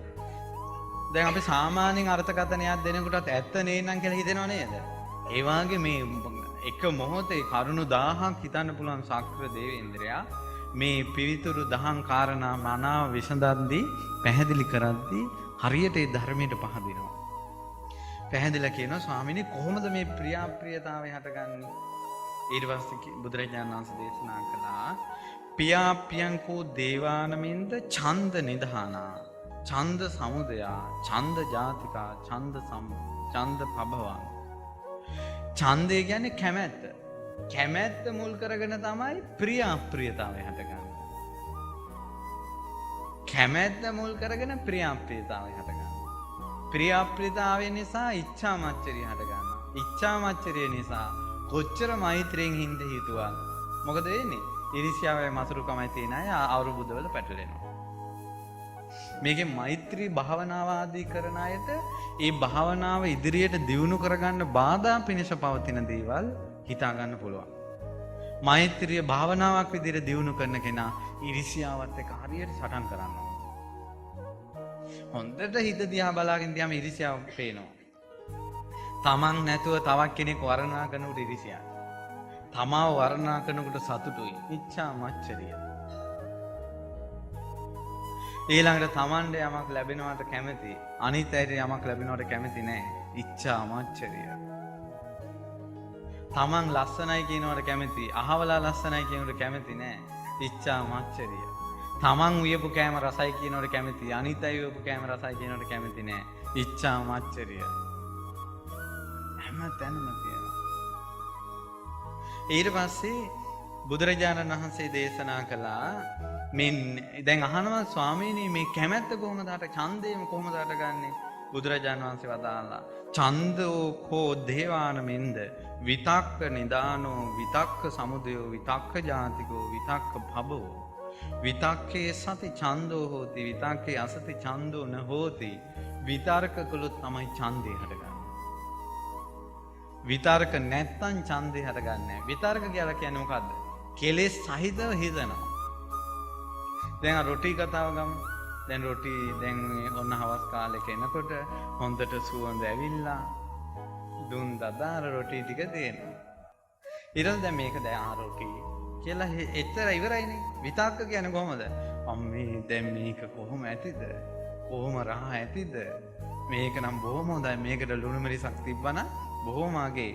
අපේ අම්මා කියලා දීලා තිනවා උම්මලකට දාලා මේ හොඳ ලුණු මිරිසක් හදන හැටි. ඒක නම් මේකට හරි අගේ. තේරෙනව නේද? මෙහෙම කියලා ඔය දැන් කියනකොටත් පොඩ්ඩක් කියලා උනනවා. ඒ වගේ විතර්ක එනවා. විතර්ක කරනකොට අන්න හට ගන්නවා ඡන්දය. ඡන්දේ හටගෙන මොකද වෙන්නේ? ප්‍රිය අප්‍රිය තාවේ හට ගන්නවා. ප්‍රිය අප්‍රියතාවය හට ගන්නකොට ඉච්ඡා මච්චරිය හට ගන්නවා. ඉච්ඡා මච්චරිය නිසා කොච්චර සාමයෙන් සංසිඳීමෙන් ඉඳියා ඇවිල්ලෙනවා ප්‍රශ්න. ඊට පස්සේ බුදුරජාණන් වහන්සේගෙන් අහනවා සක්‍ර දේවේන්ද්‍රයා ස්වාමීනි මේ ප්‍රශ්නේ නම් විසඳුණා. හරිම හරි ස්වාමීනි ඒව මේ තම් භගවා ඒව මේ තම් සුගත ඔක කොහොම තමයි. ස්වාමීනි ඔක කොහොම තමයි වෙන්නේ. ස්වාමීනි මට කියලා දෙන්න. ඔය විතර්ක හටගන්නේ කොහොමද? අන්න ලස්සන දෙයක් එනවා. බුදුරජාණන් වහන්සේ වදාලා විතක්කෝ කෝ දේවානමින්ද පපංච සංඥා සංඛා නිධානෝ පපංච සංඥා සංඛා සමුදයෝ පපංච සංඥා සංඛා ජාතිකෝ පපංච සංඥා සංඛාරා. ප්‍රපංච නිසා කිව්ව මේක වෙන්නේ. මොකද්ද ප්‍රපංච කියන්නේ? මොකක්ද ඔබට හිතෙන්නේ? කෙලෙස් ඇවිස්සෙන විදිහට හිතා ඉන්නවා. ඒතර කෙලෙස් ඇවිස්සෙන විදිහට හිතන්න පටන් ගත්තට පස්සේ විතර්ක හට ගන්නවා. දැන් ඕක වෙනවා මෙන්න මෙහෙම. ඔන්න දැන් සමහරවිට අපි ගමනක් ගියා කියමු. ගමනක් ගියාට පස්සේ ඔන්න අපි බස් එකකින් බැහැලා බුද්ධ භූමියක් වඳින්න යනවා. මේ අපි දැක්ක දේවල් මේ කියන්නේ. ගිහිල්ලා වැඳලා ඕන්න ගොඩ වැඳලා මේ භූමියෙන් එන්න හදනකොට මතක් වෙනවා බාට දෙක. මං දැන් බාට දෙක දාගෙන ආවනේ. කොහොම මේ බාට දෙක වටපිට බැලුවා නෑ. දැන් හිතා එනවා මොකක්ද මේ බාට දෙකට උනේ? මුන් වඳින්නත් ඇවිල්ලා මේවත් හොරකම් කරනවනේ කියලා දැන් ප්‍රපංච. දැන් ඊට පස්සේ බලනවා අන්න ආවලාගේ දෙකක් තියෙනවා. ඒකවද අයෙත් නෑ. ඊට පස්සේ ඔන්න ආයෙනවා. ඊට පස්සේ එතන තව දෙකක් තියෙනවා. ඊට පස්සේ කියනවා මොකෙක් හරි දැන් මගේ බාට දෙක අරන් ගියා. දැන් කමන්නේ මම මේක දාගෙන යනවා කියලා ඔන්න ඒක දෙක දාගත්තා. ඒක දාගෙන යනකොට ඒ බාට දෙක අමතක වෙච්ච එක්කෙනා එනවා ඔන්න ඔයා ඒක දෙන්න මට. ඊට පස්සේ නෑ මම මේක නැති වෙච්ච තැන මේ අරන් ආවේ කවුරුත් නැති නිසා මේක දෙන්නම් කියලා එන ගමන් ආයෙ කල්පනා කරනවා කොහොමද මේක උනේ? ආවලා තමයි ඔක හොරකම් කරන්නේ. ගෙදරින්දිමුත් ඔහොම කේස් එකක් තිබ්බා. කියලා දැන් හිතා කමන්න යන්කෝ. දැන් මේ වන්දනාව නිසා මම මොකුත් කියන්නේ නෑ. ගිහිල්ලා බලා ගන්න. මේ හැප්පුනේ නම් කළු ගලක් එක්ක. කියලා දැන් මෙයා ප්‍රපංච කර හිතා ඇවිල්ලා සීට් එකේ ඉඳ ගන්න මෙන්න යස එතන තියෙනවා බාට දෙක.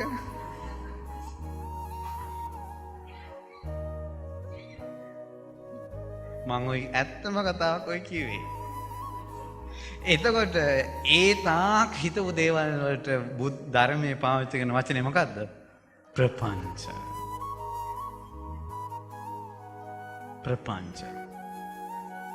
කෙලෙස් ඇති වෙන විදිහට කල්පනා කරනවා. හොඳට සිහියෙන් ජීවිතේ ආපස්සට බැලුවොත් තේරෙනවා. අපි පාසල් වල යන්නේවා හිත හිතා මව ගොඩනගාගත්තු ලෝක වලටද අපි මුහුණ දෙන්නේ දැන්. අපි ඉස්කෝලේ යන කාලේ අපි අනාගතේ මවපු ඒවා ඔය ඒ කාලේ සමරු පොත් තියනවා නම් ඒ ළමයිගේ හිත තේරෙනවා. දැන් ඒවටද අපි මුහුණ දෙන්නේ. ඒතර ඒ තාකල් හිතපු දේවල් ඔක්කොම මොනවද? ප්‍රපංච. තරුණ ජීවිතවල ළමයි ඕන පිරිමි ළමයි ඕන ගෑනු ළමයිට කැමති වෙනවා. ඒ හොයනවා, පතනවා, ලියුම් ලියනවා, මැසේජ් යවනවා, කල්පනා කර ඉන්නවා. කොහොම කාලයක් ගිහලා එක ප්‍රශ්න වලට මුහුණ දීලා ඔහොම වෙලා ඕන ගෙදරින් විවාහ යෝජනා කරලා විවාහ වෙනවා. ඒතර මෙච්චර ගාන කර කලින් හිතපු ඒවා, නිදි මරපු ඒවා, කල්පනා කරපු ඒවා මොනවද ඒවා? ප්‍රපංච. ඒ ඔක්කොම ප්‍රපංච. ඒ ප්‍රපංච නිසා විතර්ක හටගත්තා. එක දේවල් හිතෙනවා. එක දේවල් හිතෙන නිසා දැන් අපිට සමහර වෙල මේ දුර බැහැර ප්‍රදේශවලදී ඔයගොම ඉන්දියාවේ ඉඳන් අපිට ස්වාමීන් වහන්සේ නමක් මොන කරන්නේ දැන් ඒ ස්වාමීන් වහන්සේ ඉන්දියාවේ ඉන්නවන නමක් ගහගෙන අතේ. ඊට පස්සේ මං ඇහුවා ඇයි මේ කියලා. කලින් ගෙදර ඉන්න කාලේ කවුරු හරි නෝන ළමෙක් ගැන කැමැත්තක් ඇතිලා ඒ හිතේ තියෙන ආදරේ පෙන්වන්න විදියක් නැතුව අතේ කොටාගෙන ඒක. දැන් යා නැතුව මට බෑ කියලා. ඊට පස්සේ දැන් මොකද උනේ? ඕන කාලයක් ගිහිල්ලා ධර්මය අහනකොට ඕන ශ්‍රමණ ජීවිතයක එන්න හිතුණා. ඕන ශ්‍රමණ ජීවිතයකට ආවා. දැන් අරව ගැන හිතෙනවද? ඉතින් අපරාධනේ අර අතේ එක දේවල් කොටාගත්තේ. ප්‍රපංච. ඊට මගදේට අද යනකොට ඒ මගදේ තනිකර තියෙන්නේ පාළු බිමක්. සාපලත් බිමක් තියෙන්නේ. එක ගෘහයක්වත් නැහැ මගදී. තනිකර කැලෑවක්. මූසලයි ඒ ප්‍රදේශේ. ගිජ්ජ කූටේට ගිහිල්ලා බලනකොට හාත්පස හොඳට පේනවා. ඔන්න ඔය රාජධානිය අල්ලගන්න මෙහෙම කරමු කියලා දේවදත්තගෙන් ප්ලෑන් අරන් අජාසත් විතක් හිතුවා නේද? එක ක්‍රම කල්පනා කළා නේද? ඒ රාජධානියට කැමැත්ත ඇති වුණා නේද? ඒ රාජධානිය තමන් භුක්ති විඳින එකටයි අනිත් අය භුක්ති නොවිඳින එකටයි ප්‍රිය අප්‍රියතාවය හටගත්තා නේද? ඉරිසියා කළා නේද? මසුරු වුණා නේද? එසා මෛත්‍රියෙන් ඉන්න බැරුව දඬු මුගුරු ගත්තා නේද? අද ඒ රාජධානිය වල් බිහි වෙලා. පටන් ගත්තේ කොතනින්ද? ප්‍රපංච. ස්ථිරයි කියන තැන. හැමදාම තියෙනවා කියන තැන. ප්‍රපංච වලින් පටන් ගත්තේ මේක. ඇත්තටම කිසි දෙයක් නැහැනේ. බලන්න ආපස්සට කලින් ජීවිතය ගැන හිතන්න. කලින් ජීවිතේ හිටපු ගෙදර දැන් කෝ? කලින් ජීවිතේ ඇඳපු ඇඳුම් කෝ? කලින් ජීවිතේ කාපු කෑම කෝ? කලින් ජීවිතේ හිටපු දරු මල්ල කෝ? කලින් ජීවිතේ ඇසුරු කරපු අය කෝ? කලින් ජීවිතේ තිබ්බ දැනුම කෝ? එකක්වත් නෑ දැන්. එහෙනම් මේ ජීවිතේ කන කෑම අඳින ඇඳුම් ඇසුරු කරන අය හිතන දේවල් පතන දේවල් ඉන්න ගෙවල් කුතු නිච්ඡම් භවිස්සති කොහොමද නිත්‍ය වෙන්නේ? තියෙයිද? ඒ කාලේ තිබ්බ හරි ඇඟවල් ශක්විති රජ වෙලා හිටියන්නේ. මට උදේට කල්පනා මම උදේ දාහනේ වළඳන ගමන් පුටුවේ ඉඳගෙනනකොට මට මතක් වුණා මාත් සසරේ ශක්විති රජ කෙනෙක් වෙලා හිටියනේ කියලා. අනුමානේ ඥානකින් නෙවෙයි. හිතුවා මං අද වෙනකොට මොකක්වත් නැහැ. සප්ත රතන නැහැ. චක්‍ර රත්නේ නැහැ. ඊළඟ අශ්ව රත්නේ නැහැ. ඊළඟට මේ විජිතේම මුළු පෘථුවියම ජයගත්ත අධිපත්‍ය නැහැ. සියල්ලම අනිත්‍ය වෙලා ගියා. හිටපු ගෙවල් අපි ඕවා නිට්ටයයි කියලා කල්පනා කරන්න ප්‍රපංච ඔක්කොම ටික හට ගන්නවා. නඩු කියනවා. නේ? නඩු කියනවා. ඊළඟ මිනිසුත් එක්ක රණ්ඩු වෙනවා. ආදිවුනියම් කරනවා. ඊළඟට පොලිසි ගාන යනවා. මේ ඔක්කොම අනිත්‍ය වෙලා යන දේවල්. රැස් කරගන්න කර්ම පොදිය ගේ අරන් යනවා. ඊට පස්සේ ආව ඉඳවන්නවා. නිත්‍ය දෙයක් එක්කද මේ පොර බැද්දේ? දැන් වයසක ආච්චිලා එනවා වෙවුලා. ඔය වයසක ආච්චිලා තරුණ කාලේ ඔය ආච්චිලා දිහාට බැල්ම හෙලන්න ඇති. මට හිතුණා ඒ කාලේ බැල්ම හෙලපු අය දැන් දැක්කොත් සීයලත් ඒ වගේ. එහි කාලේ ආසාවෙන් සොයාගෙන ගිය රූප ජරා ජීර්ණ වෙලා. දත් වැටිලා බොරු දත් දාගෙන ඒවත් කතා කරනකොට ගැලවෙනවා. කොණ්ඩේ පැහිලා හැම රැලි වැටිලා ඊට පස්සේ වෙවුලනවා. කවුරු හරි අල්ලගෙන යන්න ඕන. වැසිකිලි කැසිකිලි කරගන්න අමාරුයි. වස්ත්‍රවලම වැසිකිලි කැසිකිලි කරගන්නවා. ඊළඟට ජරා ගොඩේ ඉන්නේ. හරි පුදුමයි. එතකොට ඇත්තටම අපි තරුණ ජීවිතයන් රූපයට ආස කළේ රූපේ නිට්ටයයි කියලා හිතලාද නැද්ද? ඒ වගේ කෙනෙක් අනාගතේ හිතෙන් දැක්කොත් එහෙම ඒ රූපයට ආස කරනවද? රූපේ නිට්ටයයි කියලා හිතලා, වේදනාව නිට්ටයයි කියලා හිතලා, සංඥාව නිට්ටයයි කියලා හිතලා තමයි අහුනේ. ප්‍රපංච ගොඩ ඔක්කොම හටගත්තේ ඊට පස්සේ. ඊට පස්සේ විතක්ක හටගත්තා. කෙලෙස් ඇවිස්සෙන අරමුණු ආවා හිතෙන්. අරමුණු එනකොට අර හොඳට කල්පනා වෙනවා. අර පැත්තට මේ පැත්තට හිත හිතා. හරි බුදුමයි. ළඟදිමුත් දරුවෙක් ආවා මෙහෙට කතා කරන්න. එයා වැඩ කරන ආයතනයේ ඉන්න මේ ළමෙක් ඉස්සර වගේ දැන් කතා කරන්නේ හරි වෙනස්. ජීවිතේම ඉවරයි මං වැඩක් නැහැ කතා කරලා. මේ මම මැරෙනවා. ඇයි යා මාත් එක්ක කතා කරන්නේ නැත්තේ? අයියෝ කියාඳාන්දා. ප්‍රපංච. ඊට මං අහුවා එයා මෙහෙම හිතනවා කියලා එයා දන්නවද? එයා දන්නේ නැහැ කිව්වා. ඒක ප්‍රපංච. තනියෙන් තමයි හිතනවා.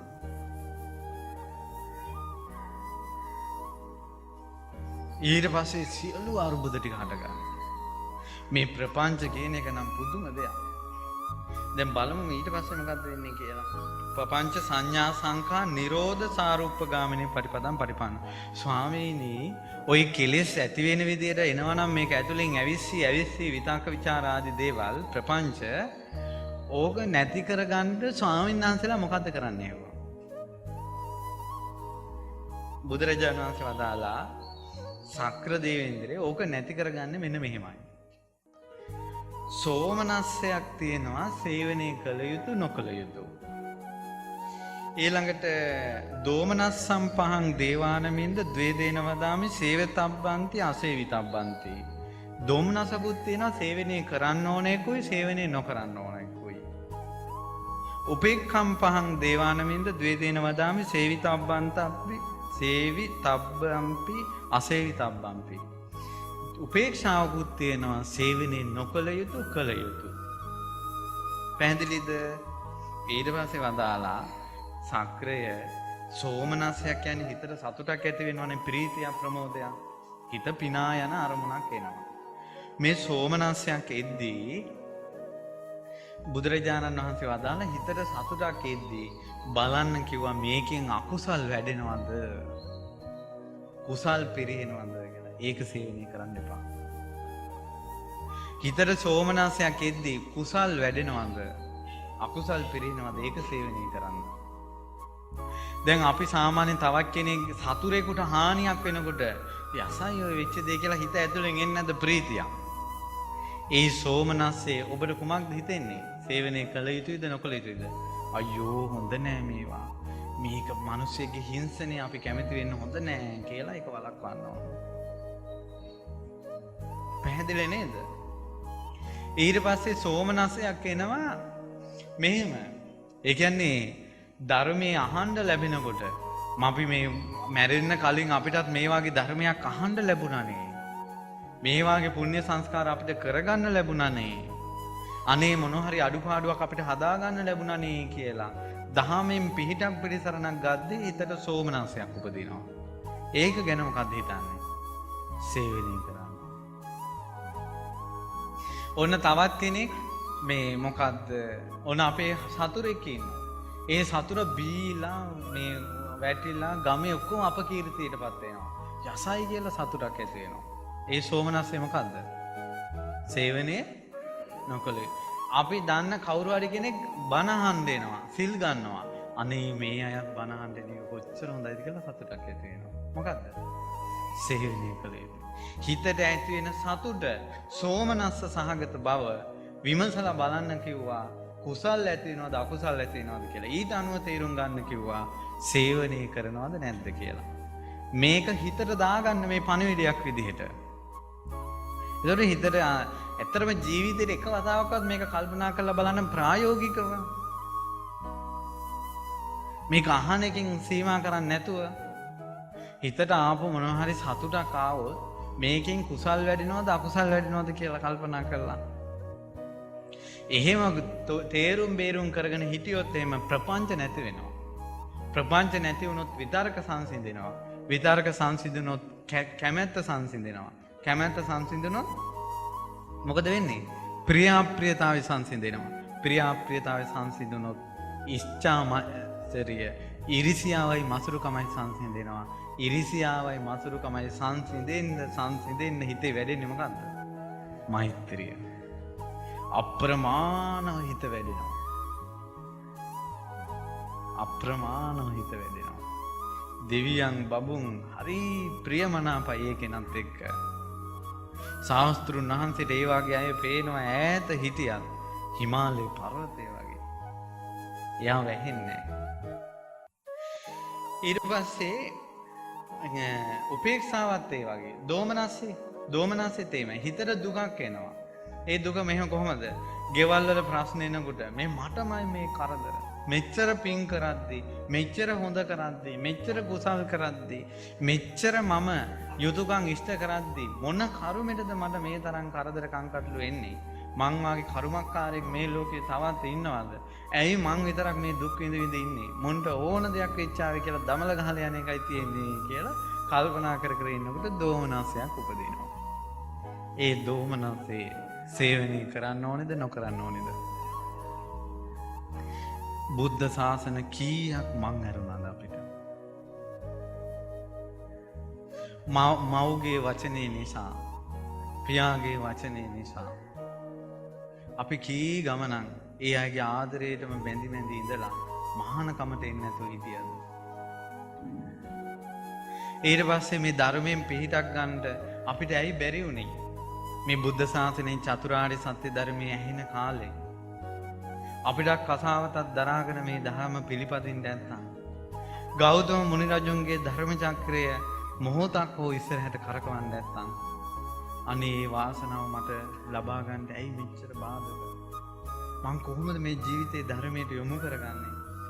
ඇත්තට මේ කියන වීරිය ඇයි අපිට උපදවා ගන්න ප්‍රමාද වෙන්නේ? ඇයි මේ කුසල් උපදවා ගන්න ප්‍රමාද වෙන්නේ? ඇයි මම මේ ධර්මය අහලා සසර දුකෙන් නිදහස් වෙන්න හිතද්දිමොත් ඇයි මගේ හිත මේ තරම් රාගෙන් විඳින්නේ? ද්වේෂයෙන් පීඩා විඳින්නේ? මෝහෙන් පීඩා විඳින්නේ? මං කවද්ද මේ දුකෙන් නිදහස් වෙන්නේ කියලා හිතනකොට දුම්නසක් ඇති වෙනවා. මොකද්ද කරන්න ඕනේ ඒකට? ඒක හොඳයි. ඒ දුම්නස සේවනය කළ යුතුයි. ඒ දුම්නස සේවනය කළ යුතුයි. ඒකෙන් ඉච්ඡා මච්චරියට යන ප්‍රපංච හටගන්නේ නැහැ. කෙලෙස් සහිත ප්‍රපංචෙන්නේ නැහැ ඒකට. උපේක්ෂාවකුත් තියෙනවා. උපේක්ෂාව කියන්නේ ඔහේ දැන් සාමාන්‍ය මේ කාම ලෝකයේ මේ වාසය කරනකොට සැපකුත් නැතුව දුකකුත් නැතුව ඔය ඉන්නවා. ඔය එක අය කියන ඒවා අහගෙන වාර්තා විච අහගෙන නිවුස් බලලා ඔය ඉන්නවා ඉතින්.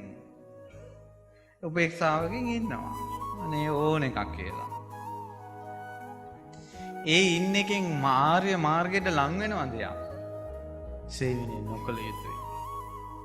භාවනාවෙන් හිත වඩනකොට උපේක්ෂාවක් ඇති වෙනවා.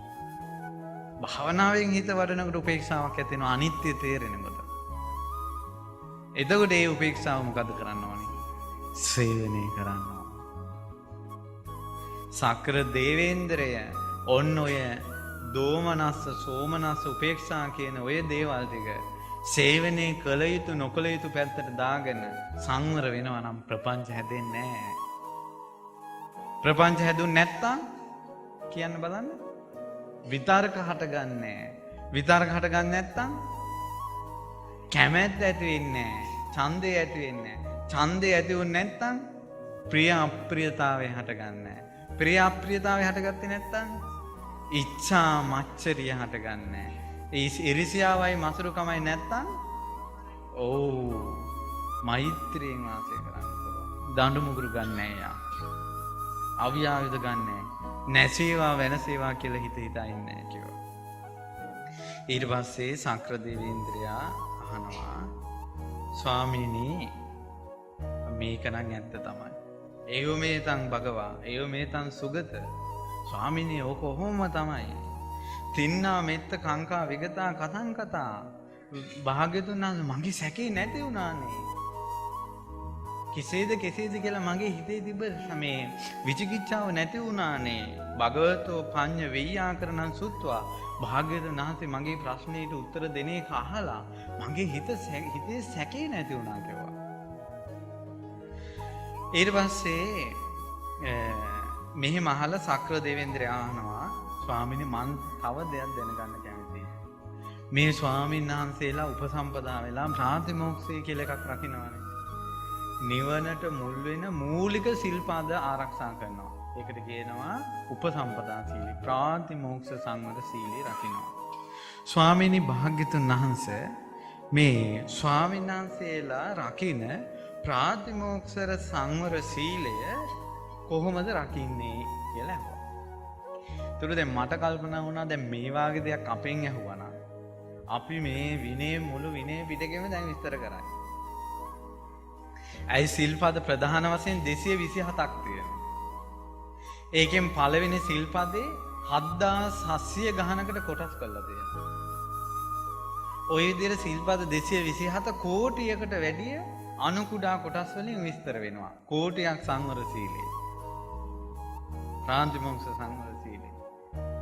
බලමු සක්‍ර දේවේන්ද්‍රයාට බුදුරජාණන් වහන්සේ කොහොමද මේ සිල්පද ටික විස්තර කරන්න කියලා. ඔන්න ස්වාමීන් වහන්සේලා රකින්න හෝ මේ ලෝකේ උපරිම සීලය ප්‍රාතිමෝක්ෂ සීලය කොහොමද රකින්නේ කියලා ගිහි කෙනෙක් දැනුමකට එන්නේ කොහොමද කියලා බලමු. බුදුරජාණන් වහන්සේ දේශනා කරනවා දේවේන්ද්‍රය කාය සමාචාර තියෙනවා. ඒ කියන්නේ කයෙන් කරන දේවල් තියෙනවා, සේවනය කරන ඒවා නොකරන ඒවා. වචී සමාචාර වචනෙන් කියන දේවල් තියෙනවා, සේවනය කළ යුතු නොකළ යුතු. ඊළඟට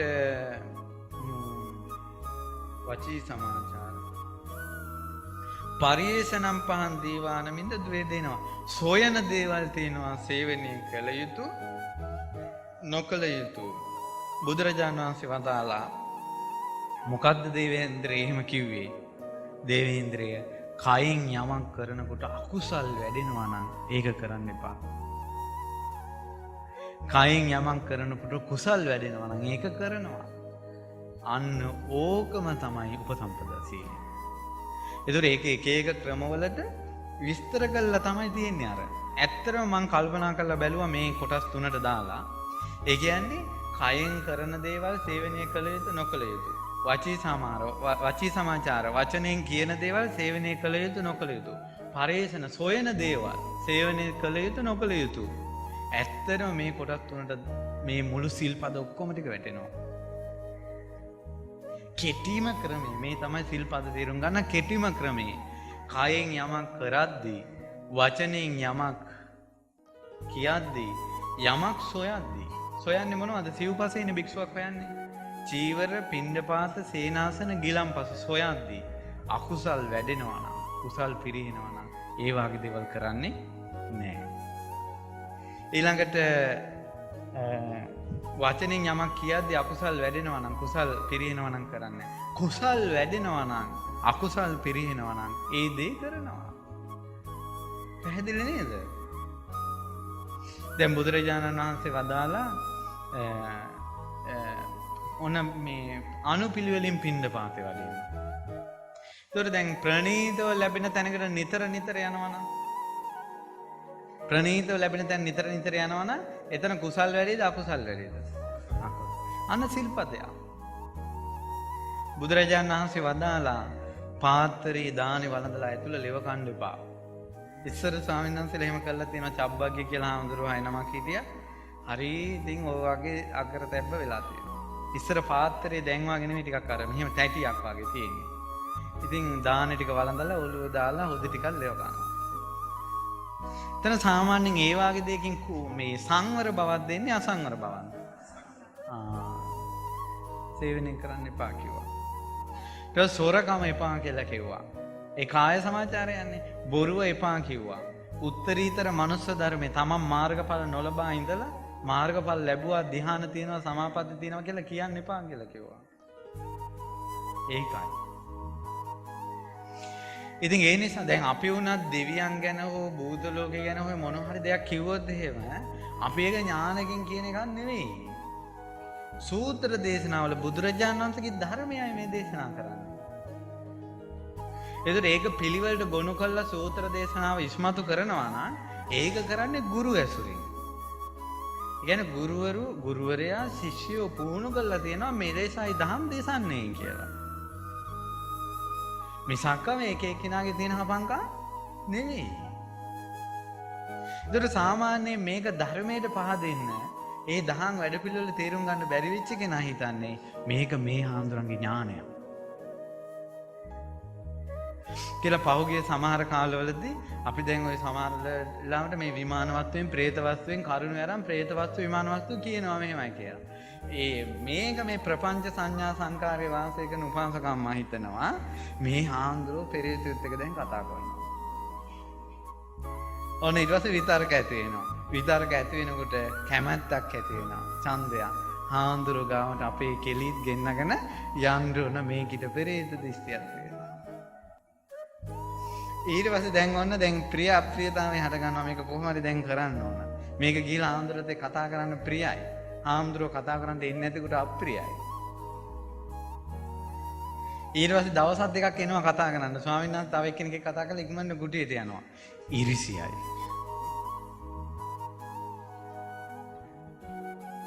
පැහැදිලි නේද? ඔක්කොම ටික හට ගන්නවා. එහෙම ගන්න සමහරවම පහුගිය දවස්වල එක්කෙනෙක් දෙන්නෙක් මේ ඔහොම ඇවිල්ලා මේ එක්කෙනෙක් යකේ දෙන්නේ ගාවනවා මට හේන්දාරි දැන් මොකද කරන්නේ කියලා. දැන් මම දන්න දෙයක්වත් නැහැ. ඉතින් ඒකයි. ඒ නිසා ඒ ප්‍රශ්න තම තමම විසඳ ගන්න ඕන.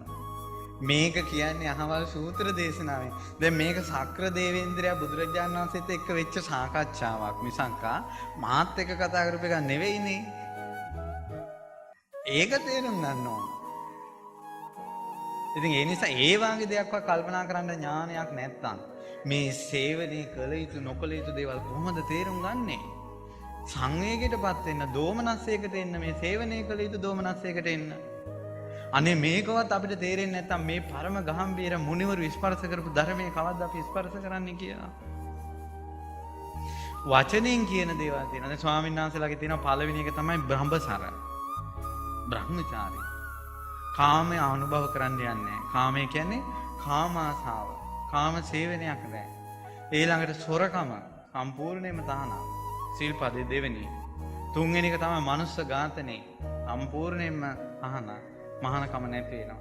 ඊළඟට මාර්ගඵල නොලබා උත්තරීතර මනුස්ස ධර්ම කියන්න තහනම්. ඒ හතරෙන් මහානකම සම්පූර්ණ නැති වෙනවා. ඒක ඔක්කොම අයිති වෙනවනේ කාය සමාචාර, වචී සමාචාර වලට. ඊළඟට සිල්පද තියෙන්නේ මේ කාමයේ සම්බන්ධයෙන් තියෙන භික්ෂුවක් නොමගට යන තියෙන සෑම පැත්තකටම සිල්පද තියෙනවා.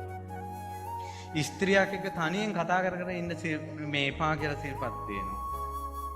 ස්ත්‍රියක් එක ආසන ඉඳගෙන ඉන්න එපා කියලා සිල්පද තියෙනවා. වැඩි ඕනේ උපසම්පදා නැතුව සාමණේර නමක් එක්ක හෝ ආරාමිකයෙක් සමග එක කුටියේ දවස් දෙක තුනකට වැඩි ඉන්න එපා කියලා සිල්පද තියෙනවා. ඊට පස්සේ මේ බොරු කියන්න එපා, ප්‍රාණඝාත කරන්න එපා, ඊළඟට අකාලේ ගමට යන්න එපා, භික්ෂූන්ට නොකිය ගමට යන්න එපා, තමන්ට තුන් සිවුර තියෙනවා නම් වෙන සිවුරු ගන්න එපා. ඔය ඔක්කොම අයිති මේ කාය සමාචාර, වචී සමාචාර සහ සොයන දේවල් වලට. තමන්ට සිවුරු තුන සම්පූර්ණයි නම් ඒකෙන් ප්‍රමාණවත්. පැහැදිලි නේද? ඊට පස්සේ මේ විදියට ලස්සනට ප්‍රාතිමෝක්ෂය විස්තර කළා. සේවනය කළ යුතු නොකළ යුතු. ඊට පස්සේ සක්‍රයන්ට හරි සතුටු. ඒව මේ තං සුගත, ඒව මේ තං භගවා. භාග්‍යවතුන් වහන්සේ ඔක කොහොම තමයි, සුගතයන් වහන්සේ ඔක කොහොම තමයි. ස්වාමීනි මට තව ප්‍රශ්නයක් තියෙනවා. ඇත්තටම තියෙන ප්‍රශ්න අහන්නේ මේ සක්‍ර දේවේන්ද්‍රයා. ඊට පස්සේ කියනවා ස්වාමීනි මේ භික්ෂූන් කොහොමද මේ ඉන්ද්‍රිය සංවරය කරන්නේ? අහනවා ස්වාමීනි භික්ෂූන් කොහොමද ඉන්ද්‍රිය සංවරය කරන්නේ? කතම් පරිපන්නෝ පන මාරිස බික්කු ඉන්ද්‍රිය සංවරාය පටිපන්නෝ හෝති. ඉන්ද්‍රිය සංවරය බුදුරජාණන් වහන්සේ දේශනා කරනවා ඇහෙන් චක්කු විඤ්ඤේයං රූපං පහං දේවානමින්ද ද්වේන දේන වදාමි. ඇහි විඥාණයෙන් දැනගන්න රූප කොටස් දෙකක් තියෙනවා. සේවනය කළ යුතු නොකළ යුතු. කනෙන් අහන ශබ්දවල සේවනය කළ යුතු නොකළ යුතු. නාසයෙන් දැනෙන ගඳ සුවඳ, දිවෙන් දැනෙන රසය, කයෙන් දැනෙන පහස, මනසෙන් හිතන අරමුණු කොටස් දෙකකට බෙදෙනවා. සේවනය කළ යුතු නොකළ යුතු. ඕක තේරුම් ගන්න කළොත් එimhe ඉන්ද්‍රිය සංවරය ඇති වෙනවා. මොකද්ද සේවනය කළ යුත්තේ? මොකද්ද සේවනය නොකළ යුත්තේ? කුමක්ද ඔබ ඒ ගැන හිතන්නේ? රූපයක් බලලා හරි, සද්දයක් අහනකොට හරි, ගඳ සුවඳ දැනෙනකොට හරි, ඊළඟට රසයක් දැනෙනකොට හරි, පහසක් දැනෙනකොට හරි, යමක් හිත හිතා ඉන්නකොට හරි රාගය ඇවිස්සෙනවා නම්, ද්වේෂය ඇවිස්සෙනවා නම්, අකුසල් ඇවිස්සෙනවා නම් ඒක බලන්න එපා. ඒක අහන්න එපා. ඒක විඳින්න එපා. යමක් අහනකොට, බලනකොට, හිතනකොට, මේ ස්පර්ශ කරනකොට කුසල් වැඩෙනවා නම් ඒක කරනවා. ඒක හොඳට බල වාසය කරනකොට, සේවනය කරනකොට, සේවනය නොකරනකොට මේ භික්ෂුව තුල නිකම් ඇති වෙන මොකද්ද? ඉන්ද්‍රිය සංවරය. පැහැදිලිද? පැහැදිලි නේද? දැන් මේක බුදුරජාණන් වහන්සේ දේශනා කරනකොට සක්‍රිය තමයි කිව්වේ ස්වාමීනි මට ඕක තේරෙනවා. මේ ඉන්ද්‍රියෙන් සේවනය කරන දේවල් අකුසල් වැඩෙනවා නම් සේවනය කරන්නේ නැහැ. අකුසල් පිරිහෙනවා නම් ඒවා සේවනය කරන කුසල් වැඩෙනවා. බුදුන් වදිනකොට, වන්දනාවලට සහභාගී වෙනකොට, බුදු ගුණ අහනකොට, ධර්මය අහනකොට අපේ කුසල්ද වැඩෙන්නේ අකුසල්ද? කුසල්. අන්න ඒ වගේ දේවල් සේවනය කරනවා. චිත්‍රපටි බලනකොට, ඉන්ටර්නෙට් එකට යනකොට, අනිත් අයගේ වාතාවිච්චි හොයනකොට මොකද ඇවිසෙන්නේ? ඒව සේවනය කරන්නේ. මේක තේරුම් බේරුම් කරගෙන කරන්නේ නම් වීරියවන්තෙක් මිසක් මේ කොන්ද පණ නැති දුර්වල චරිත නෙවෙයි. දුර්වල චරිතවලට හැරෙන්නවත් බෑ. මේ හිතනවා මන්නම් ආය අද ඉඳලා කිසි දෙයක් නැහැ කියලා හිතනවා. ගෙදර ගිය ගමන් අහුවෙනවා. පහදින්න මුනිවරු ගැන ඒ මුනිවරු බලවත්ව මේ ඉන්ද්‍රිය සංවරය කළා. මං අර මතක් කළේ ළඟදින් දවසක්. දැන් අපි අර ඉන්දියාවේ ගිය වෙලාවක මේ අපි හිටපු හෝටලේ එදා විශාල මඟුල් උත්සවය. ඉතින් අපි පිරිස මෙහෙම රැස් කරලා පිරිසට ටිකක් කතා කරගෙන ඉන්න එකපාරම පිරිස අර අපිත් එක තිබ්බ කතාව නැතුව එකපාරම මූණු ටික මෙහෙම ගියා එක පැත්තකට. මම බැලුවා මිනිස්සුන්ට මොකද උනේ කියලා මෙහෙම බැලුවා. සිලින්ගල සද්දයක් ඇහුණා මම දැක්කේ නෑ. පස්සේ තමයි කිව්වේ මනමාලිය එතනින් ගියාලු. ඒතර ඒ වෙලාවේ මට කල්පනා වුණා බුදුරජාණන් වහන්සේ දේශනා කළා තියෙනවා සිහිය පිහිටවා ගන්න කියලා. ලෝකේ ලස්සනම ගෑනු ළමයා. ජනපද කල්යාණි ලස්සනම ඇඳුම් ඇඳගෙන ලස්සනම නැටුම ලස්සනම මියුසික් එකකට නටනවා. පින්වත් මහණෙනි ඔළුවේ තෙල් කලයක් අරන් පුරුෂයෙක් යනවා කට මට්ටමට තෙල් පිරවලා. පිටිපස්සෙන් කඩුවක් අරන් ඉන්නවා එක්කෙනෙක්. ඔබ තෙල් බින්දුවක් හැලුවොත් බෙල්ල කපනවා. මෙයා යනකොට ජනපද කල්යාණි නටනවා. නටනකොට හැරිලවත් බලන්නේ නැතුව යනවා. කොහොම 100ක් පිහිටව ගන්න ඕන. මම හිතේ ඉන්දියාවේ අම්මලාට ඔක්කොටම වැඩිය මතක ඇත්තේ අර මනමාලේ. ඒකට ඒ වාගේ 100ක් පවත්වනවා.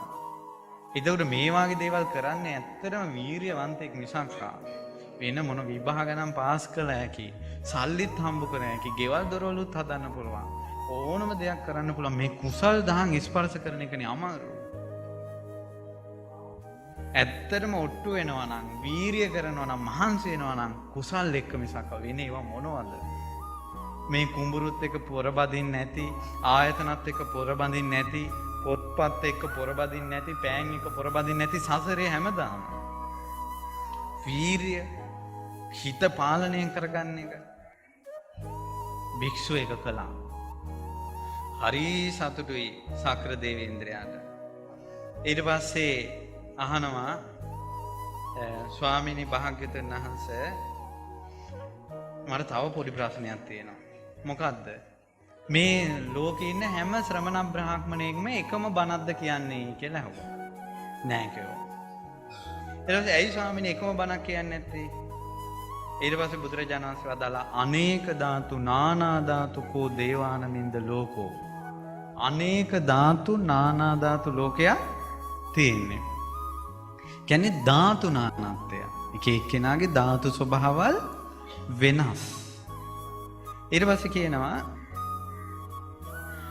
තස්මින් අනේක ධාතු නානා ධාතුස්මින් ලෝකේ යං යදේව සත්තා ධාතුන් අබිනිවිස්සanti. ඒ අනේක ධාතු නානා ධාතු ලෝකවල බැසගෙන මේ මිනිස්සු මොකද කරන්නේ? තන් තදේව තාමසා පරාමාස අබිනිවිස්සෝ හරಂತಿ. තමන්ට දැනෙන හිතෙන ස්පර්ශ කරන දේවල් කියනවා.